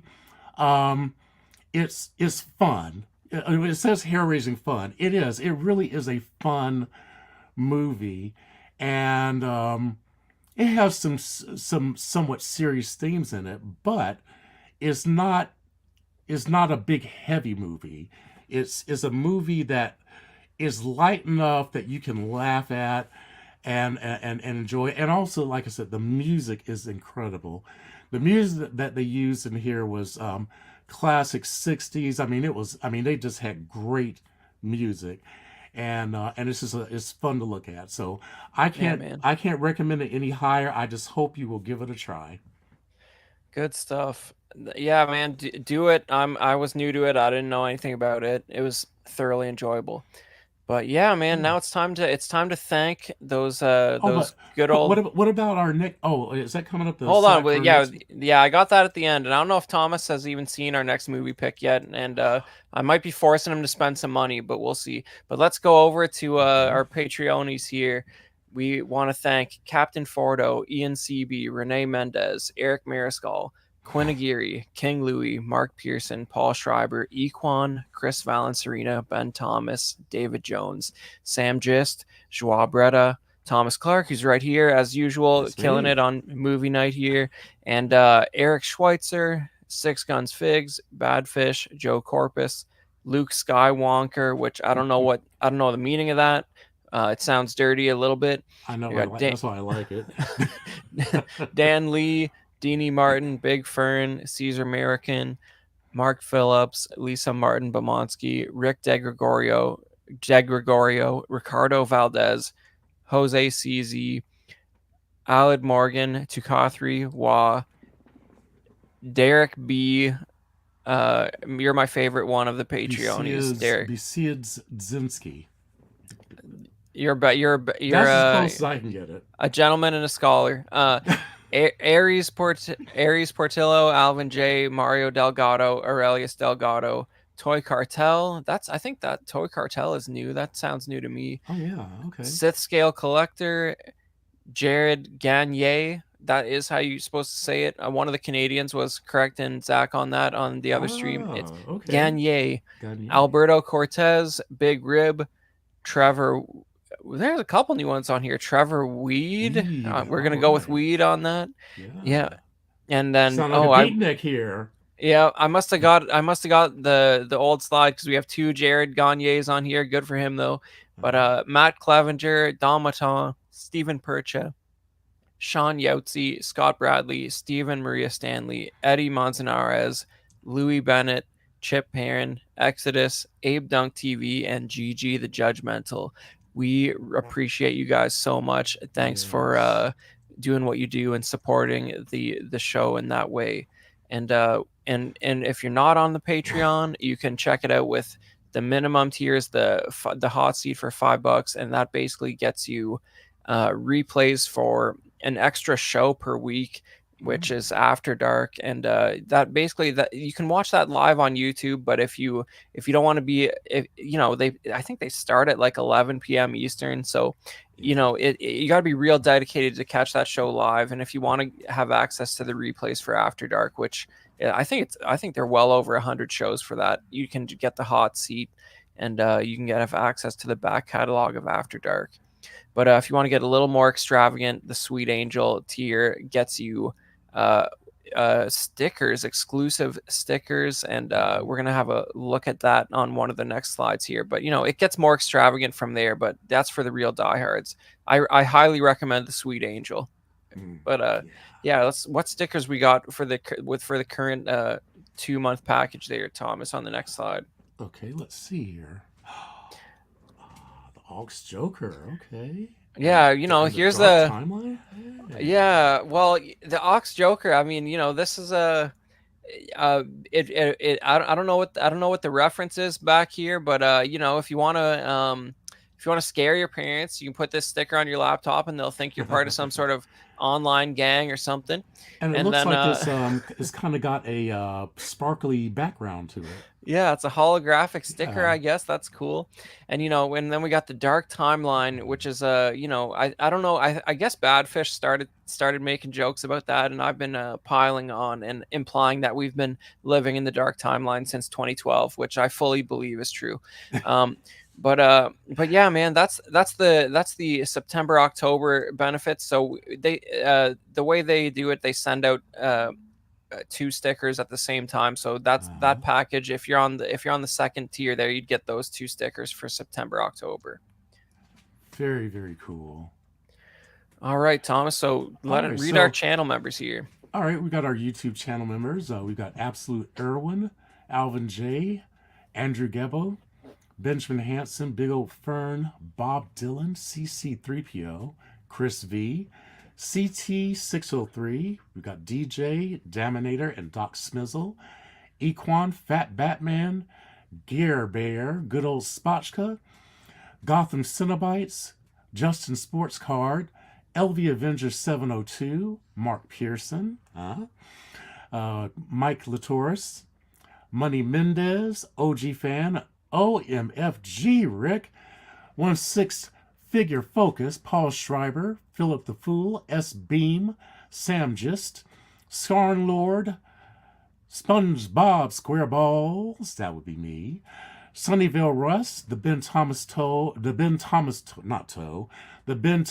Show, Toy Mafia, one of our regulars, and we just love him to pieces, and then Exodus. All right. And these are our wonderful little fun channel offerings. You want to tell us about it, Chris? Sure. So you're watching CW Movie Night. We're every other Thursday, alternating with Small Talk. I'm on Small Talk as well, and that's all about your 12th scale collectibles. A little bit of 1/18th as well, if you know what 1/18th is, and then not that, you know, 3 3/4 inches tall, Thomas. Not that small, All right. but it's plenty of inches. And then if you want to see a great Thomas appearance, check out After Dark. He's usually on, but his most recent episode is really stellar. But yeah, that's a good one. And then you got Mind Flayer's Web, which is the guys playing Baldur's Gate 3. If you're into Dungeons and Dragons, they do that once in a while on Saturday. And you know, other than that, you got the main show, which is live every Tuesday, and they cover all your 1/6 scale news and a little bit of entertainment news. And then you got Just Another Friday Night, which they are covering like a lot of current shows. They sort of cover shows like 4 episodes at a time, and and I mean, those guys are great. They just shoot the breeze and very interactive with the chat and covering all your. Really should check them out. If you don't have anything planned for Friday night, go check them out. You know, I know they'll appreciate it. Chuck and Double A. I mean, they're good guys, and you know, you will enjoy your time with them. Absolutely. All right, Thomas, you're about to find out what you're gonna have to watch for our next episode. Okay, all right. Drum roll. All right. Oh wow, that's the Okay, new so movie, right? yeah, it comes out tomorrow. I got tickets for Saturday. Now, I don't know. Listen, if you absolutely protest doing this, Thomas, you're just gonna have to. We'll get somebody else on who, and you can just hear all the spoiler alerts about it. But No, yeah. no, no. I don't mind spoilers. Believe me, I'm a spoiler king. So yeah, All right, I mean, I all right. I'm gonna be honest with you. I still feel uncomfortable with movie theaters. I'm not. right. I don't know that I'm ready to go back into crowded theaters yet. That's So fair. That's I fair. might not go in. Well, if I get my COVID shot, I might consider it. Right. But I Well, don't. Yeah. listen, we don't want to. We don't want you to make any lifestyle choices for this, Thomas. So here's I didn't, and I sprung this on you, but like I got tickets for Saturday. I've been waiting for this for a long time. There hasn't been a good old Alien sequel in like 7 years. I Yeah. think it was like 2017 or something was the Alien Covenant, and that's probably my least favorite of the series. I got high hopes for this. But we'll work something out. If Thomas can't Oh, find it on the internet somewhere, well, hold on for 1 second. oh boy. I all right. I may. I'll tell you what, because I actually am planning to get my vaccination because I have surgery coming up on the 27th, and we'll talk about that because Yeah, yeah. I Don't might we might listen. yeah Listen, there's no pressure here. I just like I'm not gonna be able to stop myself from talking about this, so this seems like the right yeah environment for it. But but Thomas, we can decide how much he wants to participate in that or not. But but uh, but yeah okay, yeah we'll make it. we'll talk after we'll talk Yeah, in the back room after we're done. yeah, we'll make it fun. We'll make it fun either way. And Yeah. and for all you guys who hate spoilers, that's 2 weeks after it comes out. I think we're in the safe zone for that, and everybody's gonna be talking about it by then already. And odds are, this is the first Alien movie that is technically made by Disney. Odds are I'm gonna be disappointed, and if Thomas misses it, it's not gonna be the end of the world. But Well, it's rated I R, right? Oh yeah, at least that. Okay, Yeah, good. but this is what the Dark Timeline's all about. We really live in a world where Disney owns the Alien franchise. That's what it's come to, Thomas. That's how you know this was never supposed to happen. How the world wasn't supposed to last this long. Well, But Disney and this is even before Deadpool. I wish I could remember the name of it. Disney actually did produce another R-rated movie. I wish I could remember what it was called. yeah, they had some other they had like Buena Vista and stuff where they would issue some slightly more edgy films and all that. Yeah. But we'll see. I'm optimistic because the director Fede Alvarez did that Evil Yeah. Dead remake, and that's Mm-hmm. pretty good. And he doesn't, they don't let him out of director's jail too often. Like, you know what I mean? Like that Evil Dead remake was like 10 years ago at this point. It's Yes. maybe yeah. And that one, what that was intense. I mean, that was I think I prefer the original version. They made some change. Well, they made some changes to this. However, I'm gonna call this one not a remake, but a reboot. And I enjoyed it as a reboot. Yeah, it was it, it I thought was that was good. it was like how like it's sort of an Evil Dead remake and it's not offensive. That's first Hmm. of all, that's an achievement in its own right. So it's I'm excited about this Alien movie. We'll figure out what we're gonna do. Maybe worst case scenario, we'll worst case if we'll push it and do something else until Thomas has a chance to see it. But Yeah. tentatively, that's gonna be our next episode. The only thing that last Evil Dead that the reboot was missing was the fat lady floating around in the air. Yeah, That Henrietta, you yeah, need that. Henrietta. Thank you. Yeah, yeah. We need to have Henrietta. I mean, come on. That Yeah. made that movie for me is when Henrietta flew up out of the basement, was flying around. Yeah, and then when That you was realize awesome. it was Ted Raimi, Sam Raimi's brother, and Yeah, I know. he's just bullying him mercilessly for the whole shoot. That's good stuff. But anyways, this was a blast, Thomas. Thanks for picking an awesome movie, and we will see you in 2 weeks, possibly covering Yes. Alien Romulus. Have a good night, guys. All right. Good night, everybody.